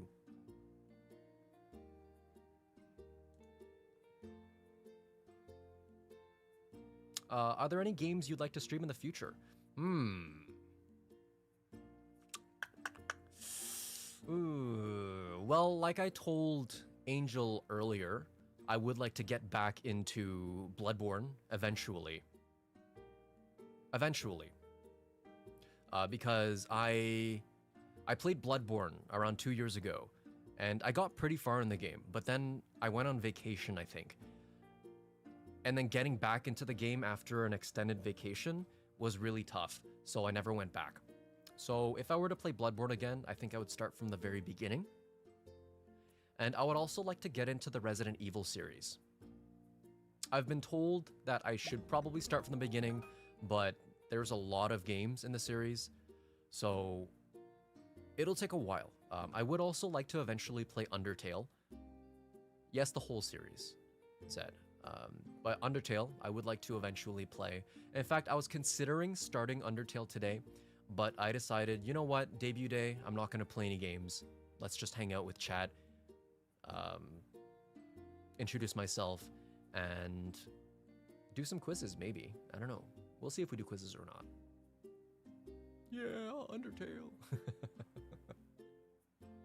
I know, Undertale has a very, very big following, so yes, it is my first time playing Undertale. I've never played. I had it gifted to me on Steam a while back, but I never had the chance to play it. Favorite ice cream flavor? Vietnamese coffee ice cream flavor. Yep, there is an ice cream that is Vietnamese coffee flavored, and I absolutely love it. It even has little flakes of the coffee bean. It's very, very yummy. In fact, I learned recently that apparently people who are not used to Vietnamese coffee are just now learning how strong the coffee is.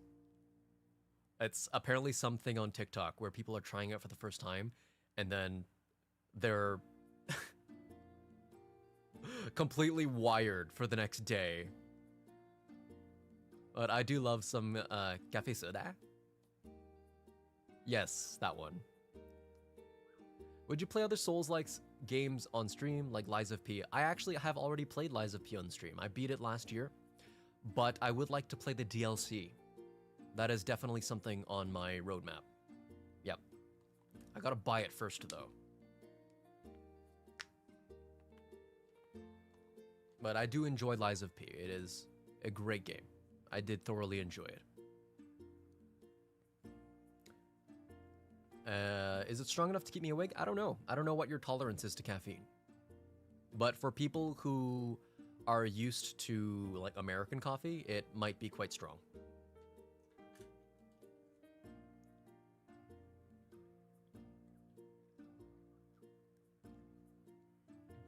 I only just joined when you were playing Expedition 33. Yeah, you're a little newer here, Rose. Kirinai Rose. Is it okay to ask if you'll be willing to do a drinking stream in the future? I'm not against it. I've done drinking streams in the past, especially on my birthday. So while I can't make any guarantees, maybe in September on my birthday stream, I will do some drinking. Hold on. What day is that on? September 18th is on a Thursday, so it would probably have to be on a Saturday. On the 20th, my birthday stream. So maybe we can do some drinking. I don't drink as much as I used to, so my tolerance is quite low. It will not take long for me to get buzzed, but yeah. We can maybe do some drunk karaoke like I used to do. I haven't done karaoke in a while, so I think it would be a pleasant surprise for a lot of you guys, whether you guys are older viewers or newer viewers. I do enjoy karaoke, I just don't really do it much anymore. And you guys who show up to my streams will know that the reason why I don't really do karaoke streams anymore is because I don't know any songs, and I just kind of I sing the same songs over and over and over again. Soju, I do love soju. I like mixing soju with Yakult. There was one time where I had some overripe watermelon in my fridge. So what I did was I just I sliced up and then blended up the watermelon and then mixed that with soju. And oh my god, it was so good. So incredibly good. Only problem is that it tasted like juice. And yeah, everybody knows that alcohol that tastes like juice can be very dangerous. You don't really know when to stop. What flavor soju did you use for that? I tried 2 different ones. So I used the just plain soju, and I also used the yogurt flavored or Yakult flavored soju, and they were both quite good.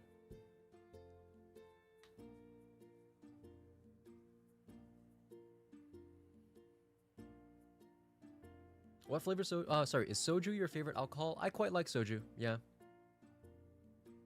I do like sake, but for me, I really only enjoy sake when it's warm. So warm sake. So soju is usually my go-to. One soju flavor I would like to try is the mint choco soju, which, by the way, yes, is a thing. Akizu official, look at that. Thank you so much for the follow. Welcome to the Bamboo Forest. I wonder what brought you here today. What a pleasant surprise.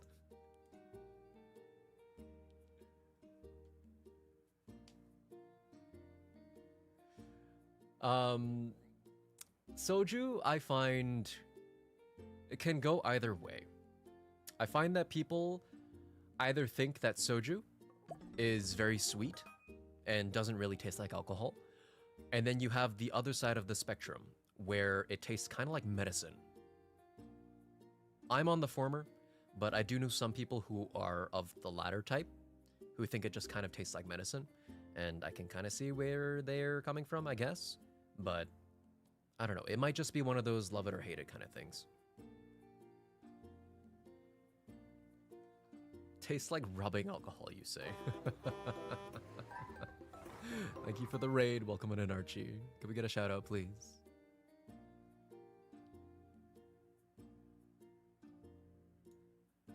Soju tastes like soda champagne to me. I do enjoy some champagne from time to time. Although it's hard for me to drink champagne nowadays without remembering the summer 2024, I think it was, or 2023, might have been 2023, where I was at a really nice restaurant.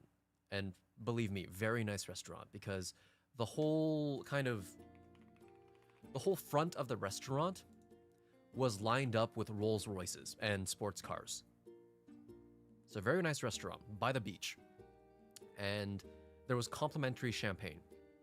So I was drinking champagne for free. And mid-meal,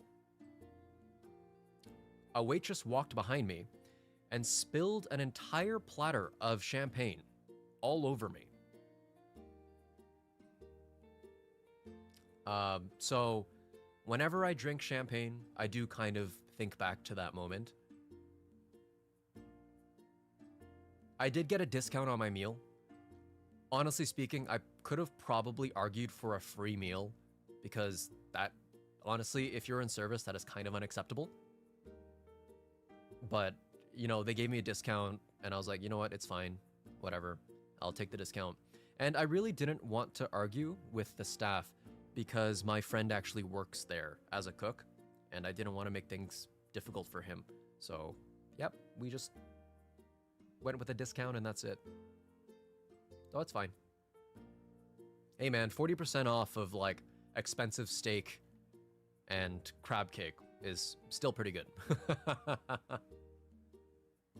The total meal ended up costing me something like $150.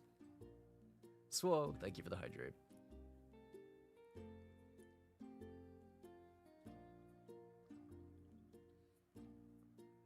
Yep, mistakes do happen. Exactly.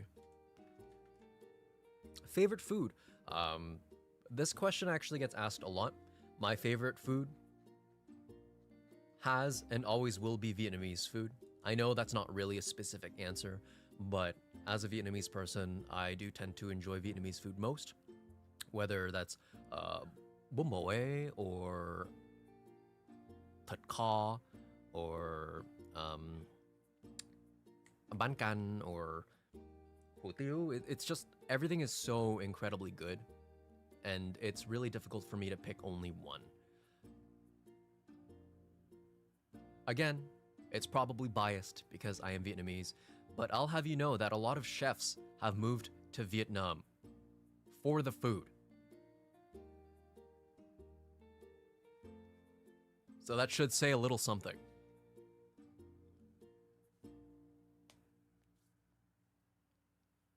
I know it is late for some of you guys. If you guys gotta head off, by all means, don't let me hold you back. Now, are you from South Vietnam? My parents are from South Vietnam. I'm actually born in Canada. Yep.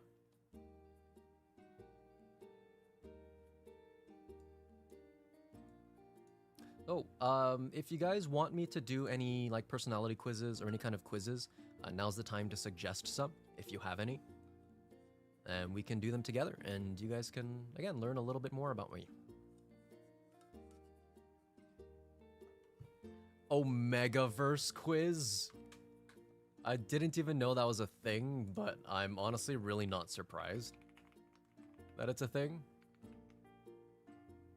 Does everybody want this one, or?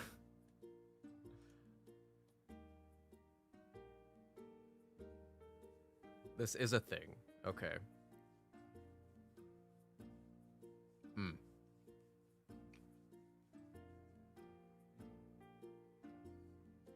Apparently everybody knows about, okay, well, maybe not everybody. Someone just asked that exists. Apparently many people here know that it exists.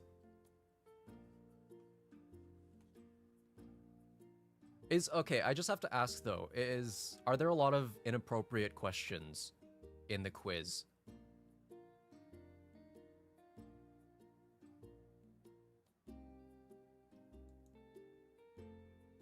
Because knowing the Omegaverse, there could be.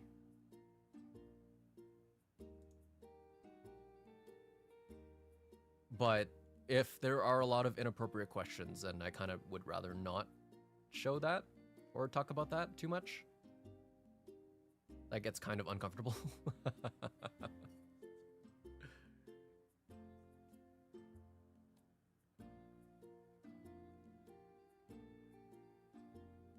Isn't it only full of dates and stuff?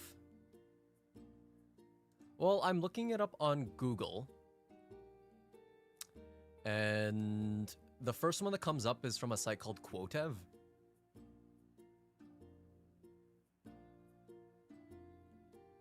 Is that the right one, or is there another one? I just need to know like which one it is. And then how about we'll start taking it. And if any uncomfortable questions pop up, we'll just not do it. Deal? Deal. Yeah, if anything inappropriate comes up, we'll just stop there. All right, Q&A done. If you guys have any questions, though, you guys can continue to feel free to ask them. We're just hanging out anyway. But let's remove that. Remove my hashtags. And then we can do some quizzes. Akizu EN, again, what a coincidence. How kind of you to join us.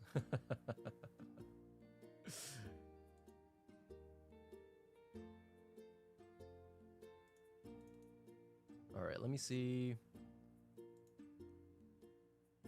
Let me see if I can set this up here without accidentally doxing myself somehow. Is there anything sensitive here? I don't think so. No, it doesn't seem like there's anything sensitive here. So I can go ahead and go down here. Boom. And then we'll just crop the top here.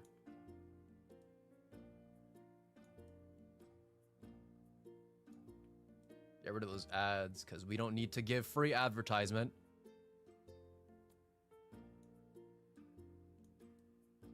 Yeah, it might get freaky. That's why I said if anything uncomfortable comes up, we will just stop. What is your name? Bamboo. Start quiz. What's your favorite... Really? What's your favorite emoji? Wow, okay. Alright. Starting strong, I guess. I feel like we can probably go down a little further here. Wow.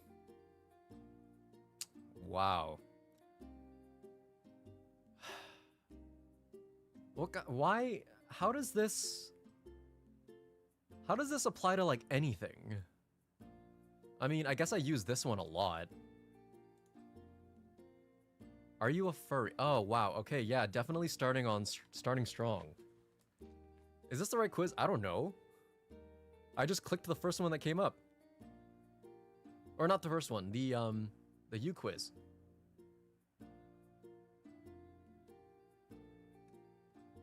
Hold on, let me see if this is truly the right one.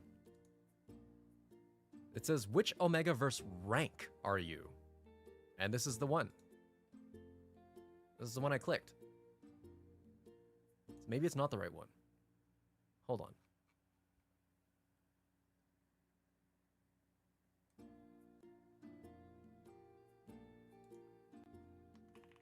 U quiz.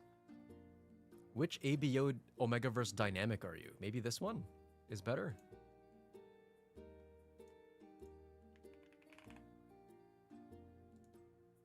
Oh my god, the ads are crazy. Maybe we can try this one? Again, we're not gonna give free advertisement in this household. Not on my watch. Maybe we can try this one.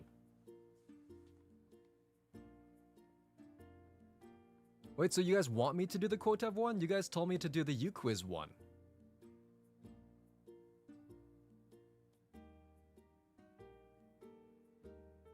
So which one am I supposed to do? Make up your mind.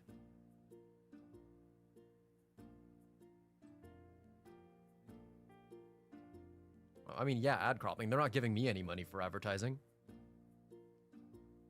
Okay, well, we'll continue with this for now, and then we'll figure it out later. So, alrighty, gang, let's start out with a perfectly normal question. What's your go-to deodorant, perfume, cologne scent that you... So, it is the Quotev one. Man, you guys told me to do the U-Quiz one, man. Y'all are... Y'all suck. There, Quotev. Alright, we're here. Okay. Alright. Here we are. Yeah, you guys should be sorry. You guys have been naughty. What's your ideal partner?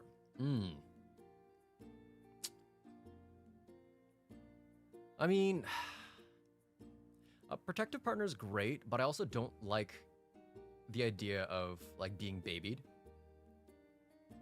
You know, I like to be independent, and I like to have my own space as well, so protective doesn't really speak to me. Funny, sure, yeah, everybody likes somebody with humor. Cuddly, I do like cuddles. Assertive, I do like a partner that knows what they want, but I also like a partner that knows when to give in. Like, independent, but also, you know, treats me like a partner. Tender, sure. I mean, tender's okay. Obedient, no. No, just... no.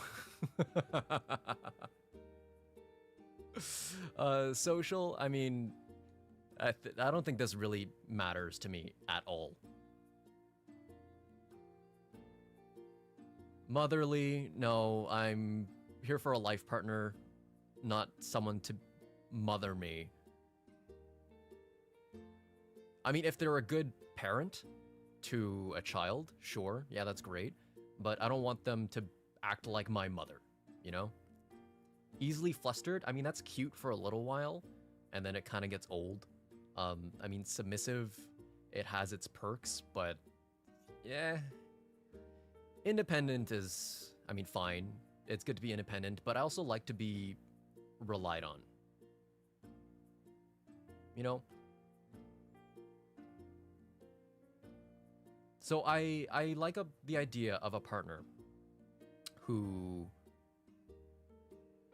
knows what they want and is able to kind of go and achieve their goals. But I also like somebody who will rely on me from time to time. So I wouldn't necessarily say that independence is my ideal partner, but it is a great trait to have as a partner. So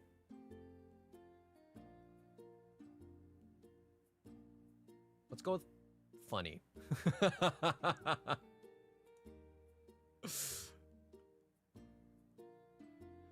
Where would you go for your first date? My house is a hard no. I like to get to know a little somebody first, maybe go for dinner. So movies and dinner is pretty tempting. But why does movie and dinner have to be in one? Why couldn't it be movies or dinner? Why is it movies and dinner?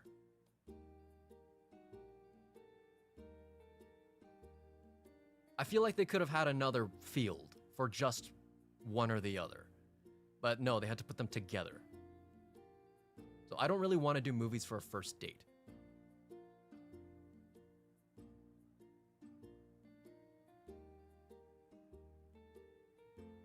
But I wouldn't mind doing like dinner to get to know each other. Yeah, there's no cafe either. Aquarium zoo is nice. I would prefer just aquarium, not zoo though. So if I choose this one, it's specifically aquarium. Just because I find, I don't know, zoos can be kind of smelly. I do love zoos, don't get me wrong. But for a first date, I mean, I think aquarium is cooler. No weather factors either. It's all indoors usually. So there's also that. A picnic date sounds nice too, but I feel like there are ways for it to go wrong. I don't want to have to hope that the weather will be nice, you know? Because anything like picnic or zoo or hike can be affected by weather. So I'm gonna go with aquarium. You're doing a Kahoot with a group and your partner. Do you let them win? What?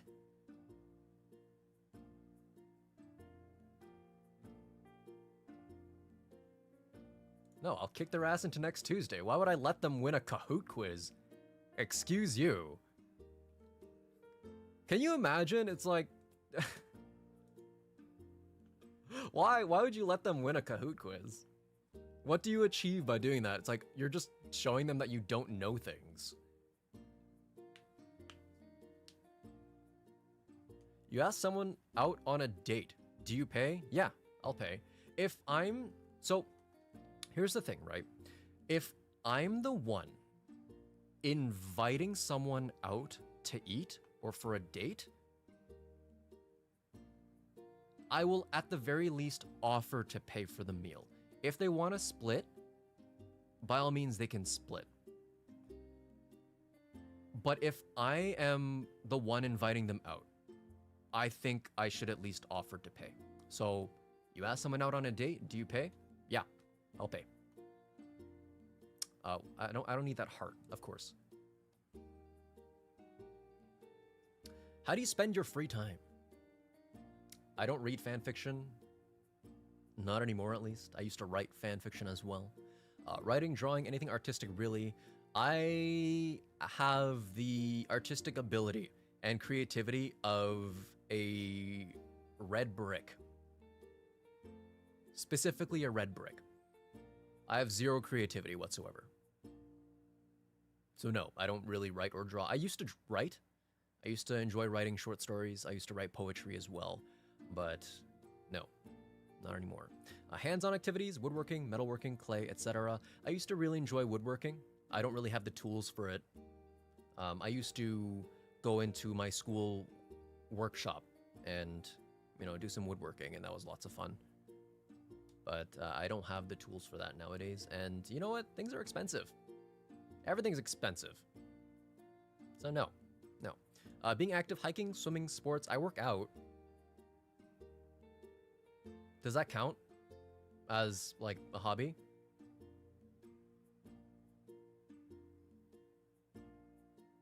I ride my bike every day, or my stationary bike every day, and I lift weights almost every day.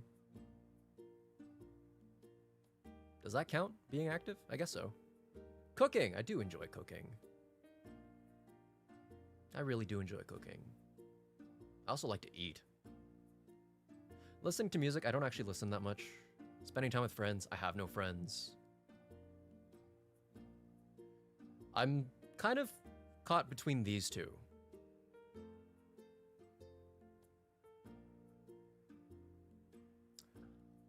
I'm gonna go with cooking. Teaching chat how to cook stream when? I would love to do a cooking stream, but unfortunately after I've moved, so for those of you who know, I moved about a month and a half ago, 2 months ago. In my new space, I will not be able to do a cooking stream. If it was my old house, I would have been able to, but at this house, no, it's just not possible. It's not feasible. So we're gonna go with cooking though, because I really do enjoy cooking. Sorry, my screen is going dark because I have an OLED TV and it likes to darken on its own after a little while. When you play open world games, what do you enjoy doing?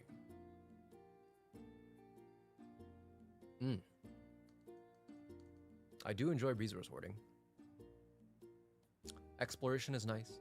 I take other people's stuff for funsies. I don't particularly enjoy doing that. I think if you worked hard for your things, then you get to keep them. I do enjoy farming. Farming is really fun. Building, I do enjoy building. I tend to spend a lot of time building. Back when I used to play Minecraft, I would spend hours upon hours just making redstone contraptions and building elaborate castles and dams and bridges. So I think probably building. PvP is fun, but I was never really too fond of PvP. Pet collecting is cute, but it always makes me sad when they die. Flower picking, really? In an open world game, you go flower picking? I'm gonna say building.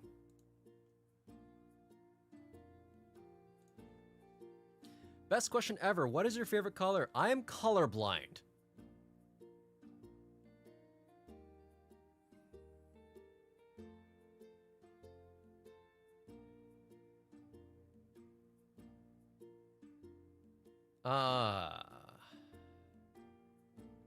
Wow.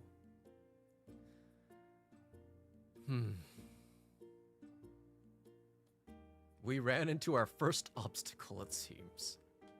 Go with the vibes. I mean, I guess the natural colors, earthy colors, would suit my model the most. My theme. My favorite color, I always do call it purple. But, I mean, who really knows?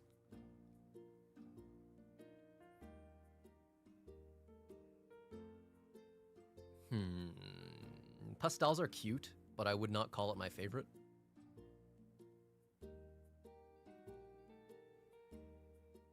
Any cool color except for neons. How specific? Quotev. Let's go with jewel tones, because, you know, why not? It sounds cool. Why not?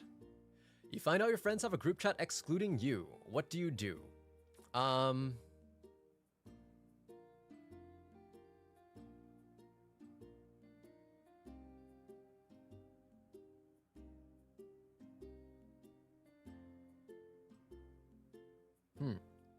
I'm not a very violent person.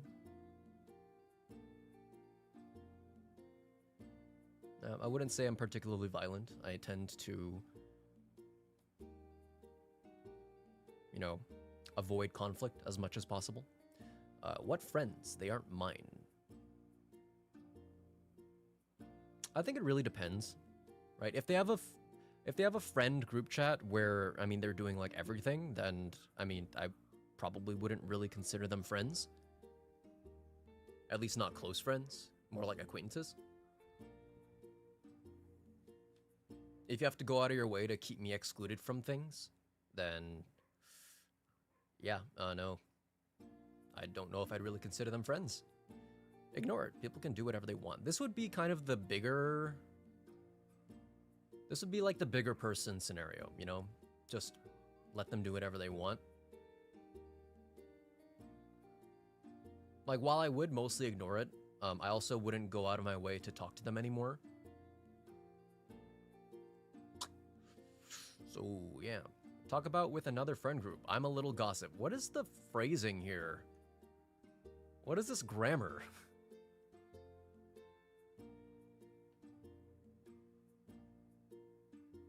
I'm a little gossip. Cry then cut them off? No, I wouldn't cry over that. I do not hesitate to cut people out of my life if I find that they're toxic and detrimental to my mental health. But in this case, I mean, clearly they just don't really think of me as a close friend. So, I mean, I'm not gonna cry about it. Talk it over with them. Ah, how mature, how sweet. I can't be bothered. I truly can't be bothered. I'm not gonna talk it over with them. That's, you know, they made the conscious decision. You know, they're all adults as well. I'm assuming they're adults because I'm not gonna be friends. I'm not that close friends with a bunch of minors. So they're all adults. I'm an adult. They made the conscious decision to leave me out of the friend group. So, I mean, I'm not gonna waste my time talking it over with them. So yeah, like you said, nah. I think I'm more leaning towards ignore it. People can do whatever they want. They can still be my friends. I'm just not going to go out of my way to reach out to them or be close friends with them or invite them out to things because, yeah, clearly there's a wall there that they want to maintain. So I'm going to maintain that wall and ignore it. I'm going to go with that. What website do you spend most of your time on? None of them, really. I don't really use much social media. But, I mean, if I had to pick, maybe Twitter. Again, why is Twitter and Facebook? Why is it in one? Why couldn't they make a separate field for Facebook and Twitter? Why do they have to put them in one? Just like how they put movies and dinner in one.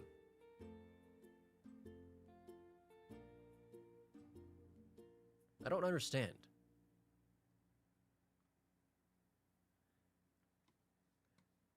And somebody asked if before turning into an adult, all your friends were younger than you, do stop? Okay, well, so in this case, we would have probably been friends as high schoolers. And in that case, I mean, why would I just stop being friends with them? And that's just weird.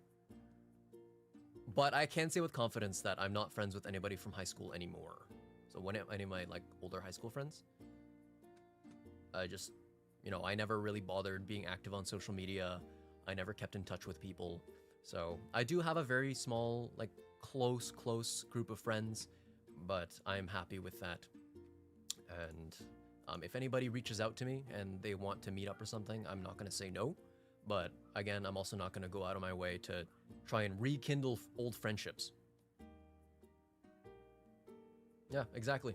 People drift apart, come and go. So I probably spend most of my time on Twitter, but I do not have Facebook anymore. I deactivated Facebook years ago. I think the only thing that I would use Facebook for nowadays is Facebook Marketplace, because Kijiji, which is like the Canadian Craigslist essentially, really sucks and is only really old people. So you can almost never find buyers there. But yeah, Twitter. Pick your ideal superpower. The first one being mind control is crazy. That's insane. I wouldn't want to talk to animals. I feel like that's really sad. Because yeah, sure, it sounds cool in theory, but you'll also hear about all the suffering that animals go through, and I feel like it would get really annoying really fast as well. And no worries, have a good night, people who gotta go. Thanks for stopping by. Pyrokinesis, I feel like you're gonna get arrested really quickly.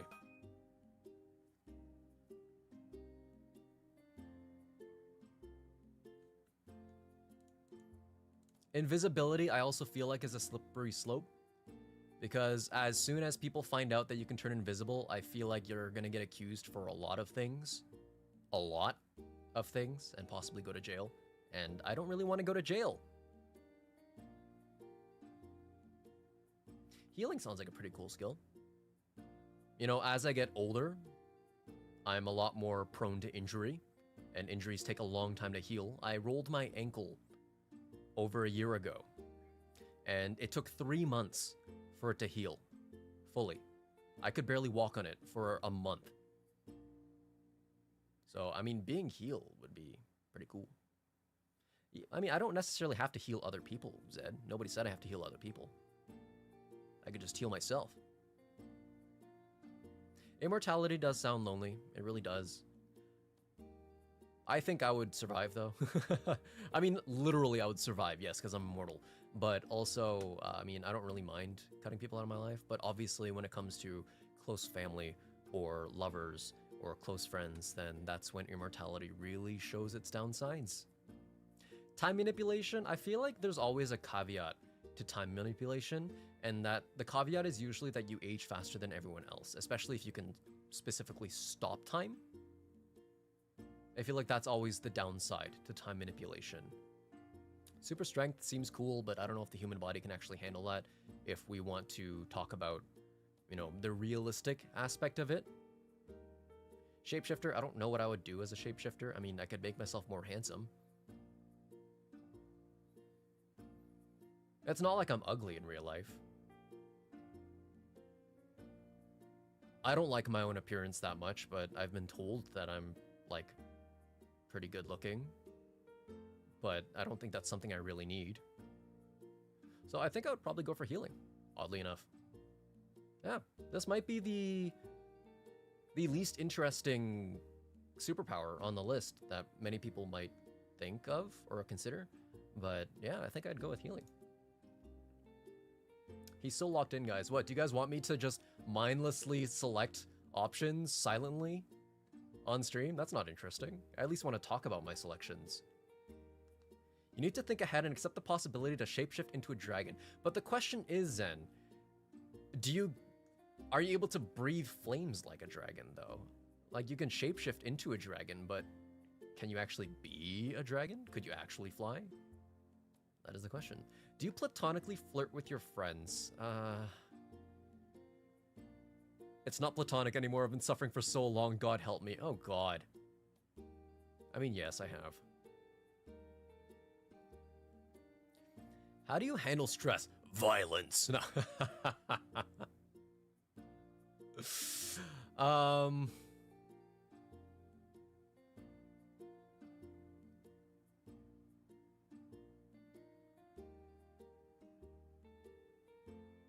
I really don't like this quiz with how they phrase things and how they group things together.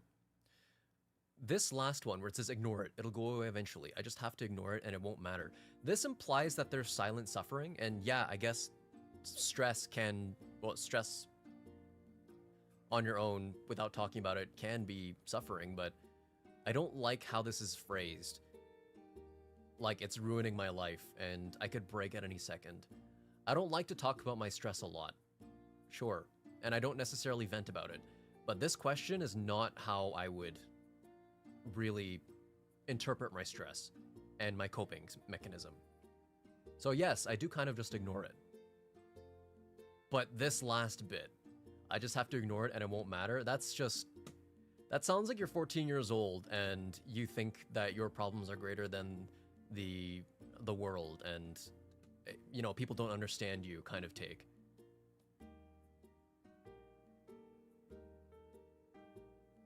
So, yeah, I do ignore it, but this last bit. You think an adult made this quiz? No, of course not. But also, like, come on. Abuse others about it. No, I don't abuse others. Only in very specific circumstances would I abuse others. I'm half kidding.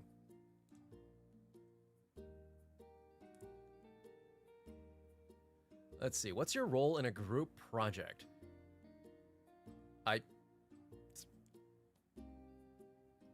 make sure everybody else does their shit, I guess.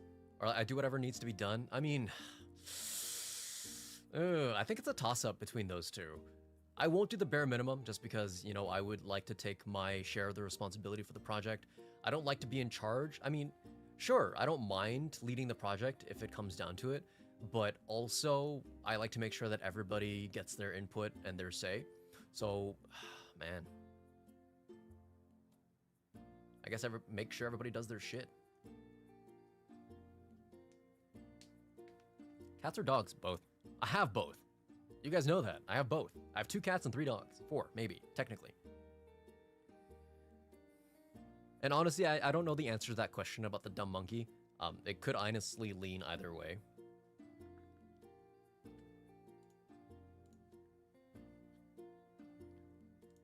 You need to go out late at night to go to the store. It's pitch black and the streetlights are the only source of light. What do you do?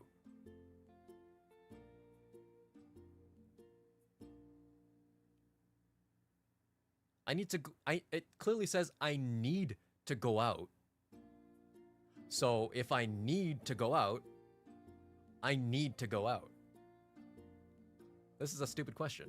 It's just a little dark, whatever. What a silly question. You're sitting in class and your teacher is being frustrating. How do you handle, yeah, this is definitely like a 14-year-old.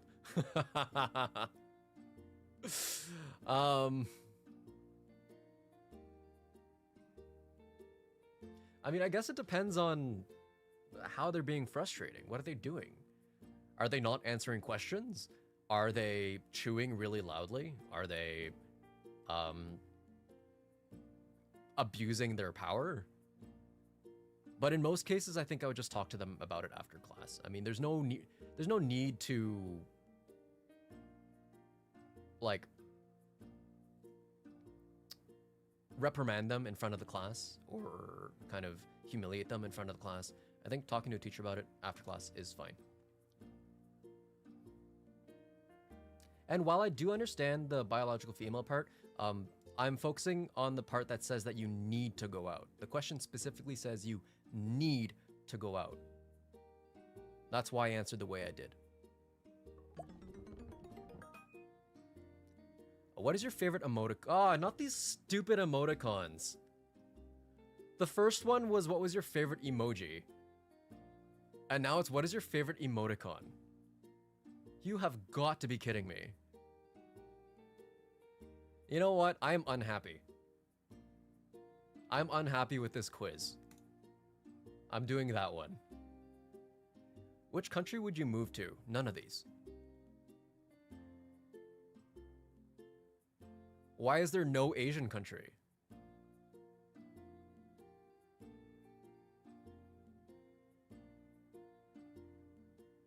Seriously, why is there not a single Asian country? Antarctica? Are you kidding me? This has to be a joke. There's no way. I guess Mongolia, yeah. But not exactly what people would first think of when they think of Asia. Let's be honest. Let's be real.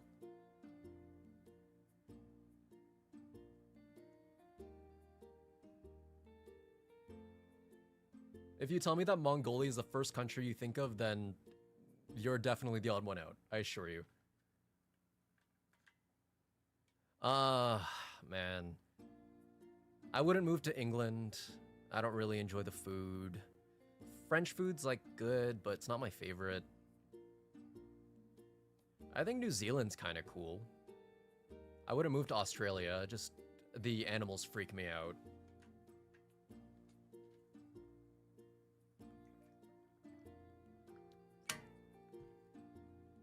I don't know enough about Romania. I don't know why there's a smiley face next to Romania. Maybe the person who made the quiz is from Romania. But I don't know enough about Romania. Mexico would be pretty cool, but...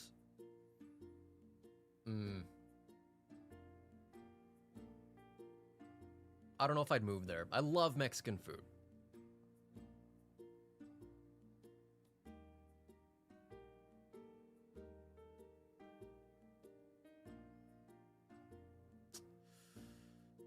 Let's go with New Zealand. Why not? Why not?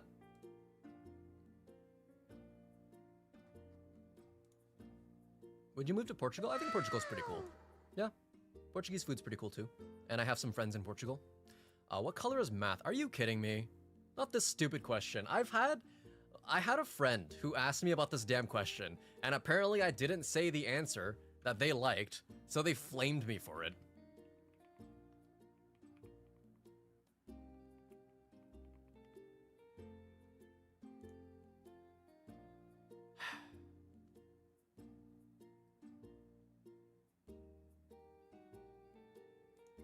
Like, I remember my math books growing up. They were definitely blue. My math books were definitely blue.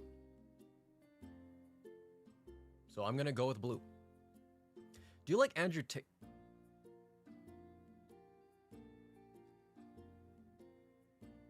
I regret taking this stupid quiz.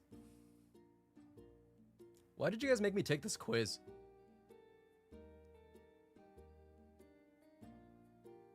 Like, what? What does this have to do with anything? I don't even really know anything about Andrew Tate. I've never been interested in Andrew Tate, and I've never been interested in what he does or what he says. It has never been something that I looked up. So I don't even really know how to answer this question, but from everything that I have learned and heard about this man, I have learned that he is a piece of shit loser. So based on just what I have heard about this man, I'm gonna go with this third answer. But again, I know little to nothing about him. So, if there are any supporters in the chat, I am sorry. Or maybe I'm not, I don't know. But I know nothing about him. What type of clothing do you wear most often? Why is it just misogyny? What even is that? Is that like just wearing a wife beater? What? Guys.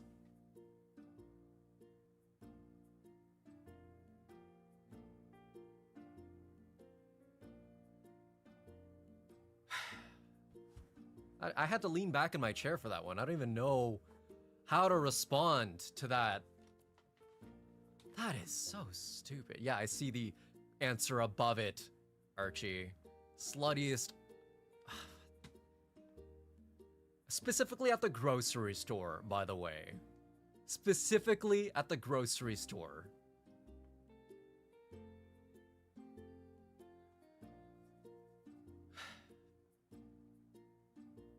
No, I'm not gonna read it because I don't curse.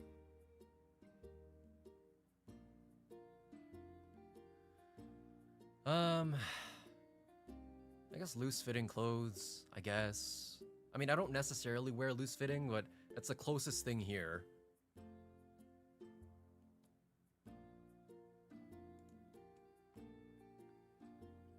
Favorite trope? There was only one bed! I hate that trope. It's so boring. Found family? No. Enemies to lovers? I mean, it's okay. Bully to lover I was never a fan of. Makes no sense. If you hate somebody, you hate somebody. You don't just fall in love. It's not some kiss, fall in love, and then all of a sudden you're married. Miscommunication. Those just frustrate me. Miscommunication frustrates me more than anything because I always believe in strong communication in a relationship. And if you can't communicate, then, you know, it's very difficult for things to work out. So miscommunication just pisses me off. Omegaverse. I don't actually know what PWP is. I'm gonna look that up real quick. What is PWP? It's giving me the names of a bunch of organizations. Plot? What plot? Or, oh, prawns without plot.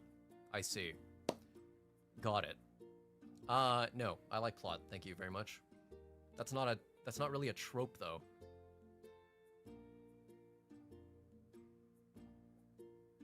Yeah, literally, Zed, you get me. It's the worst part.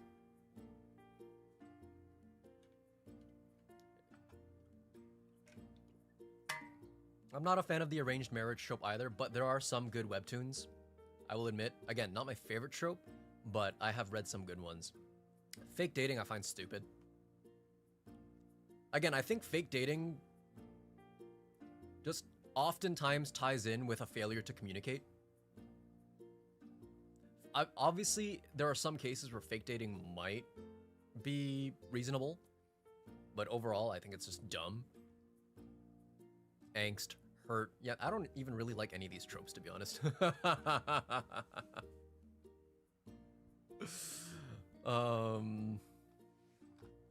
Yandere. Yikes.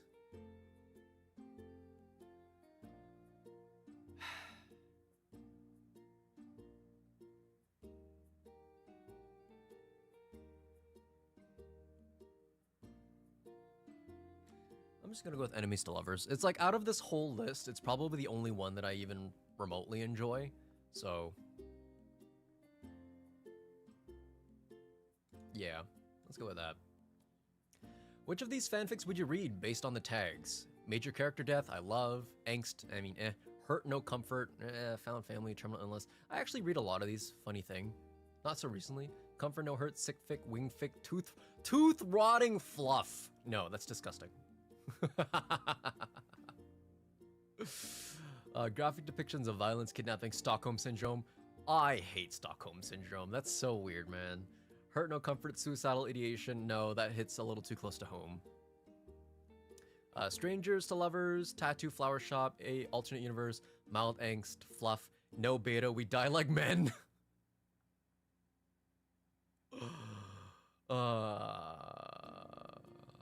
Honestly, these are not great, but the first one's probably...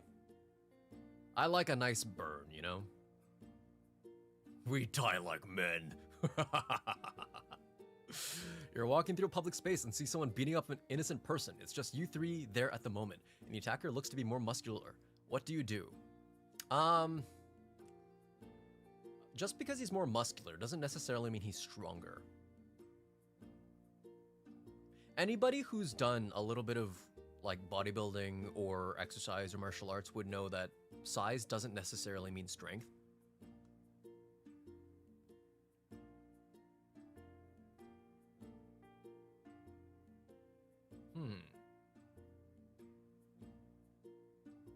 I join in. This beta cuck probably deserves it. Ain't no way. Oh, innocent person? Yeah. Boo, boo, boo. Yeah, no, I'm not gonna do that, obviously. Yeah, I'll step in, try to make the attacker back off. Unless he has a weapon. So, okay, here's the thing, right? Yes, I want to help. But in the end, my safety comes first. If he has a weapon, I will alert the authorities first. First and foremost is my own safety, so I alert the authorities if he has a weapon.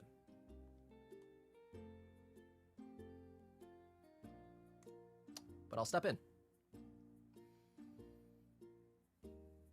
What do you do if you're sick and have a prior engagement? Call it off. What? They should be thanking me for getting my germs on them. That's some of you guys in chat, I swear. Some of y'all would love that. And then the rest of you would absolutely hate it. I had a meme a couple weeks ago where I said, what would I do if I held your face close and sneezed in your face? I guarantee some of you would love that. But no, I'll call it off. The responsible thing would be to call it off. They might think that it's just an excuse and I just don't want to hang out, but anybody who knows me well enough and is, you know, close enough with me would know that I just don't want to get other people sick. So, yeah, call it off. Someone is yelling at you for something you didn't do. How do you reply? I wait for them to calm down and then explain. Arguing with them in the moment isn't going to help anybody.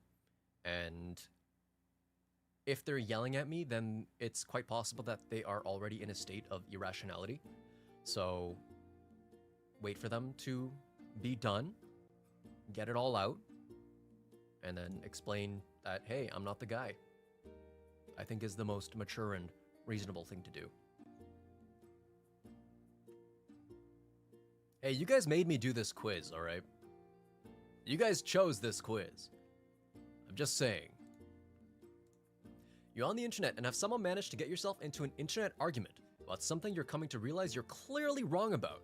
How do you handle it? Double down anyway. I see so many comments online that are like this, where they know that at some point they've been explained to a million times that they're wrong.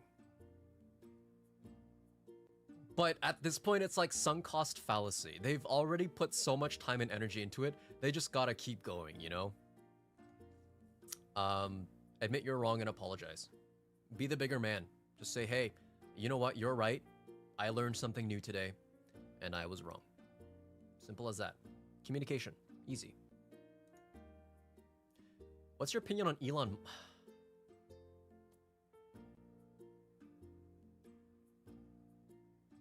I hate this quiz so much. Why is it just asking for my opinion on random celebrities?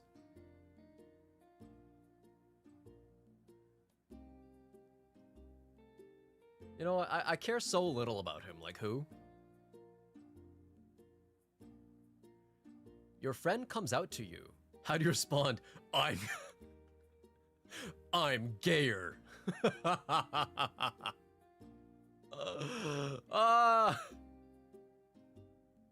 Ain't no way. Imagine a friend of 10 years you've known since childhood. They muster up the confidence and strength to tell you, hey man, I really needed to tell you this and I trust you the most, but I'm gay. I like boys. Well, guess what? I like more boys than you do. I'm gayer. It's a competition now. Oh, you know I'm gonna win. You're gay? That's kind of gay. I mean, yeah, it's pretty gay. I already know, dumbass. Yeah, honestly, yeah. Like, okay, here's the thing, right? Is internally, this is how I feel. I already know, dumbass. But I know that I would respond this way. No, I wouldn't. Because they said a friend comes out to you. This is how I would respond to somebody I'm not that close to. If somebody comes out to me that I don't know very well, I'd give this. But to a close friend, yeah, I would totally call him a dumbass. Like, hell yeah. Good for you, but yeah, you're a dumbass.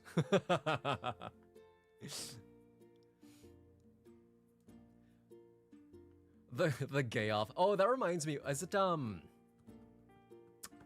what's that dress-up game? Is it Nikki? The gacha kind of open world dress-up game? Is it Nikki? Infinity Nikki, yeah. And then the boss fights are just like cunt-offs. Who can serve cunt better? I absolutely love it. What is your favorite genre of television and books? Honestly, slice of life. I really enjoy slice of life, believe it or not. It's like, it gives me a sense of peace that I don't see in my own life. So, yeah. Slice of life. Favorite slice of life? Tanaka-kun is always listless. Because he is what I aspire to be. Just always tired, always listless. Not giving a care about the world. Having so little strength as to not even being able to drink a smoothie. Tanaka-kun is who I aspire to be, but is who I will never be because I have too much sense of responsibility and I could never actually, but it is what I wish.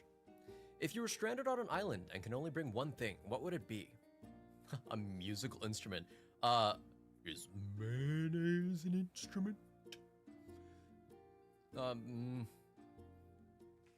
think a knife, easy. What would you do with a phone? It's gonna die in a day. A gun, you're gonna run out of ammo eventually, and the noise from a gun would just alert wild animals if there are any. A knife, you can do so many things with it. A lighter, I mean, again, you're gonna run out of fuel eventually. Yeah, a gun for what? What are you gonna do with that? A book, I would read it over and over and over again and then just die of hunger and dehydration, I guess. So, Swiss Army knife.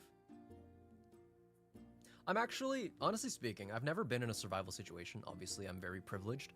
I lived in the city for pretty much my entire life. But, I mean, I'm pretty adaptable, I like to think. Pretty open-minded. Sorry, Sean Solo lives within my brain. There's a dedicated kind of home in my brain for Sean Solo. A phone, you could probably get help. That's assuming that you have service. If you're stranded on an island, the chances of you having service are slim to none. Very slim to none.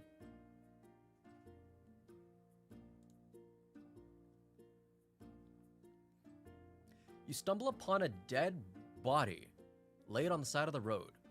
A quick glance around tells you you're alone. What do you do? Well, if I was Logan Paul, I would probably film a video about it and post it on YouTube. But I'm not Logan Paul. I'm Bamboo. I'd call the authorities. I'd call the cops. 100%. Like, don't leave it there. If you think that you're gonna get accused for, you know, murder or something like that, you're naive, incredibly naive. So call the cops. You're a witness.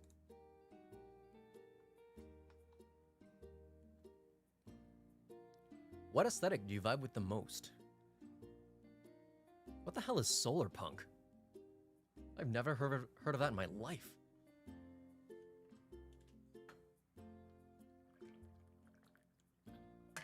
Preppy, I never looked good in preppy. Monochromatic, I mean, I'm colorblind, so I'm kind of biased. I do like some minimalism, but I also like maximalism, so I can't really say minimalism. Cottagecore, no. My family was never wealthy enough for a cottage, and I was always envious of kids who had cottages. Don't know what the hell void punk glitchcore is.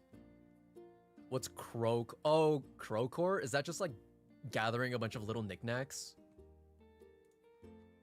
Is that all it is?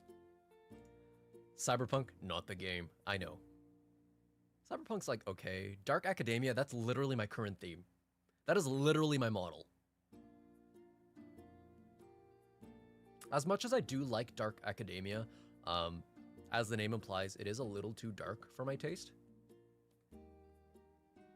Kawaii, I mean, sure, I do like a little bit of cute kawaii in my life. Y2K-esque, I mean, I grew up in those times, man. It does hold a dear place in my heart. You can't really go wrong with goth or punk either. Wow. I mean, I think I'm gonna go with Dark Academia, even though it is a little dark for my taste, but I do quite like it. What are you most afraid of?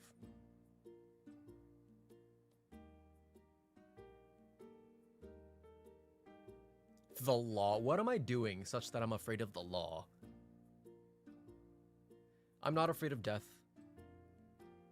I've always told people if I died on stream, guys, and I'm telling you this right now, if one day I ever croak on stream, I want you guys to make content about it. I want you guys to blow it up. I want to go out with a bang. All right? Promise me. Put a bamboo emoji in the chat if you promise me. I want to see it. A bamboo emoji. Right now. I want to go out with a bang. Promise me. No, I'm kidding. You don't actually have to put it in the chat. Oh, well, we're getting a few people doing it anyway.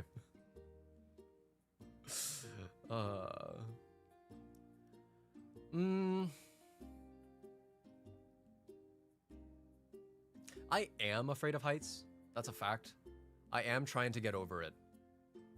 But I don't know if it's the thing I'm most afraid of. I'm not afraid of any specific person.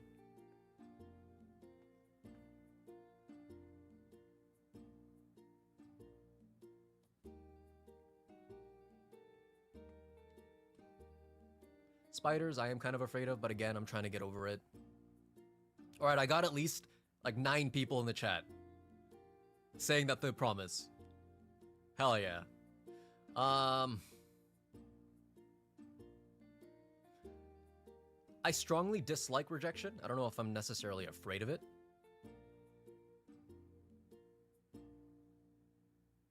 Although I've never been rejected when asking anybody out. I'm gonna say abandonment. Why not? What time of day do you like the most? I like dawn.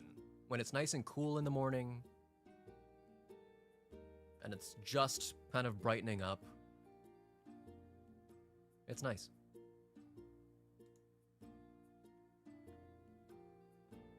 Thank you for the posture check.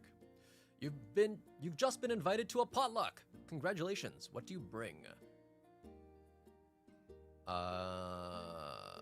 Ooh. I would definitely have trouble trying to think of what to bring. But I wouldn't want to bring like a side dish or chips. That kind of feels like a cop-out. Especially because there is, you guys know that TikTok lady where she like judges people's potluck bringings? Yeah, I'll probably make a main course. This quiz is longer than I thought. I'm sorry guys. If you guys gotta go sleep, don't let me stop you. This quiz is just a lot longer than I expected. The pair of anguish for you and your Uber driver. You've been supplied with a whiteboard and a whiteboard marker. What is the first thing you draw? Of course. Of course it has to be a heart. Because, you know, having a big heart is what we all aspire to have. No, obviously a penis. Text your best friend, partner, group chat right now. I'm serious. Ask them if you're a cat girl or a dog girl. What the? What? Hey Val, cat girl or dog girl? Just tell me. We're in the same best friend group chat. Just say it.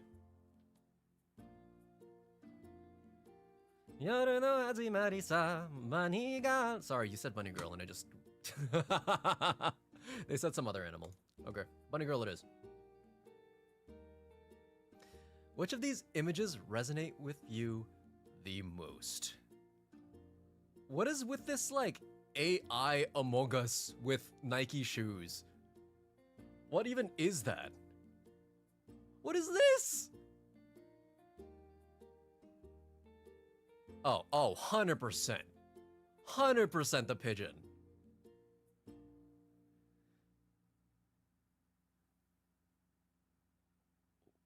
What even is this question?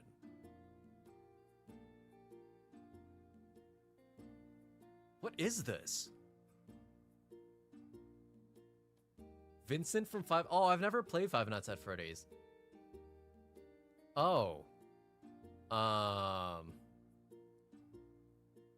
What is this? How do I answer this?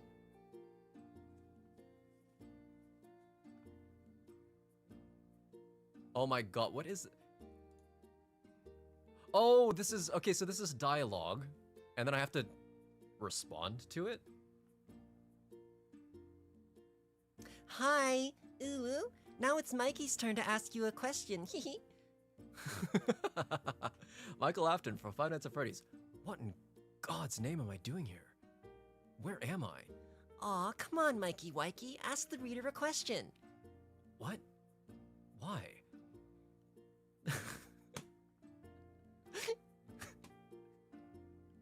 Back off, Mike. Author-chan is mine. Author-chan is clearly a pasta like me. Guys, it's like we're back in 2015. I like waffles. Don't mind them. They're kind of silly. Do you like me? Oh, whoa?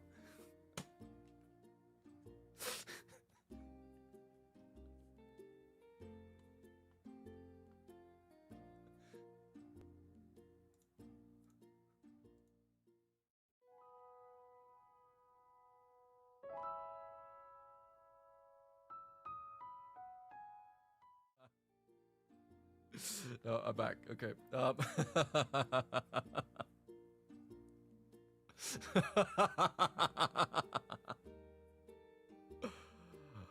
Oh, okay. Yeah, I'm going with the first option. Like, what? What the actual crap is that? Woo! All right. Wow, we're at question 41 now. Really hitting big numbers here. Tell me, dear test taker, how are you feeling right now taking this quiz? This will affect your results. This quiz sucks, honestly. It's kind of a garbage. It's not even that it's too long. This quiz just kind of sucks. How do you snore? I actually don't snore.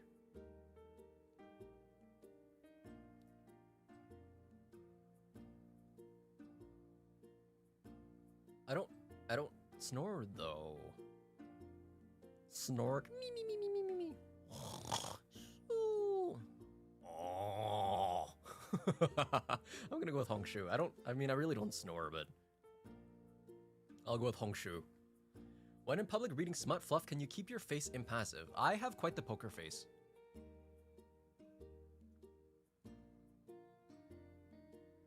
Yeah, I mean, I have a poker face, so... Actually, I have RBF, if I'm gonna be completely honest.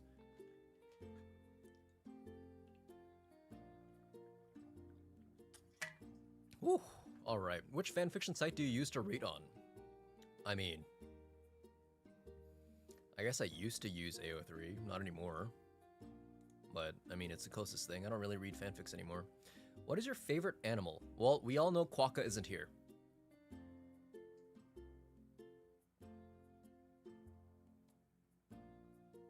So, pandas are also not here. Neither is a capybara. So what would be my favorite out of this list?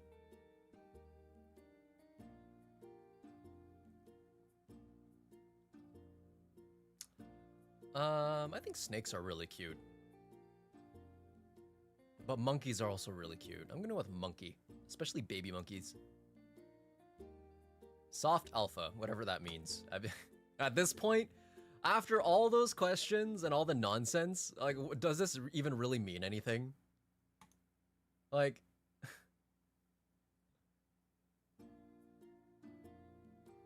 Alright, let's read this, alright? Thank you for finishing this test, Soft Alpha. We here at Omegaverse Inc. congratulate you for your rare second gender. Here are some things you might need to know about this diagnosis. As a soft alpha, you exercise that need for control instinctive to all alphas, but you do so in a way that isn't brash or harsh. This makes you a natural leader that's also well-liked. You are a people pleaser at heart, and you cry if you think someone doesn't like you. That is complete bullshit. You did all the therapy, and now feel the need to therapy others. I am not a licensed therapist. I would never provide therapy for someone else. I would advise you to go seek therapy, but I would never, ever try to provide therapy for someone else. That is not within my capabilities. That is stupid. You were an arts kid and wholeheartedly expected to get submissive Omega in this. No, I definitely did not. What? I'm the furthest thing from submissive. If you guys were to ever see my BDSM test results, literally I have 100% Dom and 100% Master. I'm not kidding. Submissive Omega. But I was an arts kid. Should you enter the workforce, I am in the workforce, we recommend going to therapy, law, landscaping, farming, or even politics. Should that tickle your fancy, I would never go into politics. I wouldn't go into farming or landscape. Actually, landscaping might not be a bad idea. Law and politics, not my thing.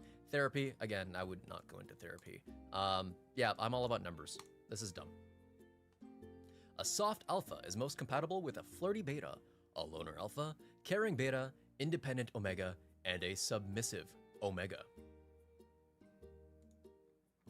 Yeah, this quiz is kind of stupid. Well,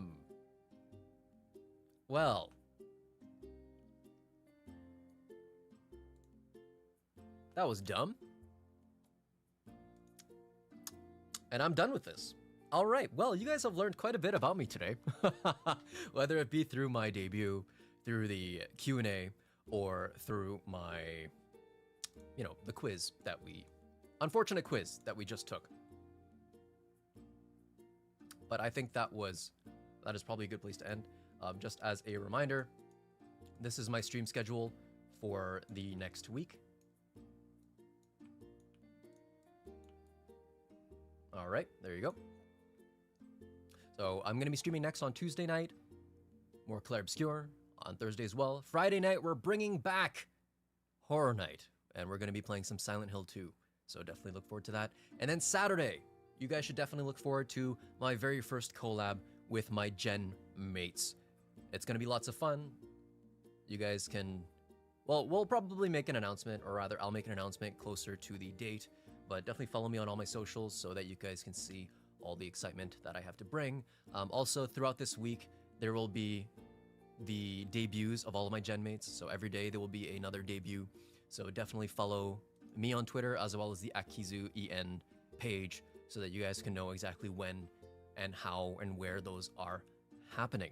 So with that said, I am gonna go look for someone to raid. So if you guys don't mind sticking around for just a minute or two while I look for a raid target, I would greatly appreciate that. Thank you so much. I will drop the raid messages in the chat. And for those of you on YouTube, that does mean I'm ending stream very, very soon. Let's go ahead and look for a raid target, shall we? Don't forget to copy the raid messages, if you guys don't mind. I'll greatly appreciate that, thank you.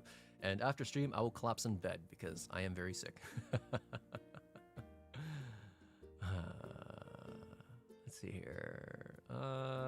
Some people are having some subathons. I kind of want to help support somebody doing a subathon or some kind of event. Someone's doing a partner push, more subathons. Anybody having a debut? This person's sleeping apparently.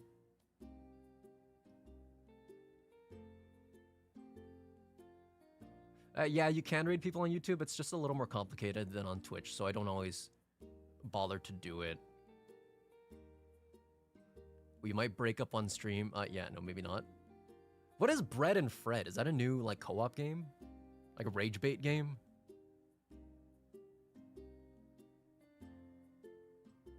You know what? Let's look up the special events category. Let's just look up special events, and maybe we can meet someone cool. There you go. All right. I think this might be good.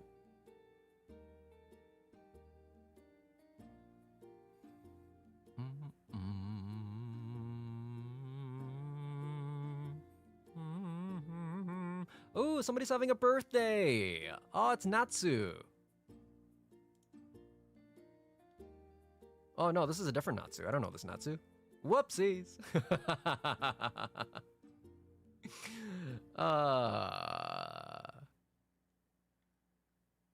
That is awkward. That was not the right person. Whoopsies. All right, this person has a pretty model. I want to... Ooh. This person's doing a subathon. Day 7? Oh, that's crazy. Oh, and they're playing Wind Waker. I definitely have to raid this person. Oh, hell yeah. Wind Waker? For a subathon? Oh, crazy. All right, we're raiding somebody new. I've never seen them before, but their name is Beru Izumi, and we can go check them out. Boom. All right, don't forget to copy the raid messages. I'm going to drop them in the chat one more time. If you guys are not following me on any of my socials, which, by the way, I'm going to close that real quick because it looks awkward. If you guys are not following me on any of my socials, please do so. I'll link them also in the chat. If you guys want to join my Discord server, there it is. And if you guys want to buy me something on my throne, you guys can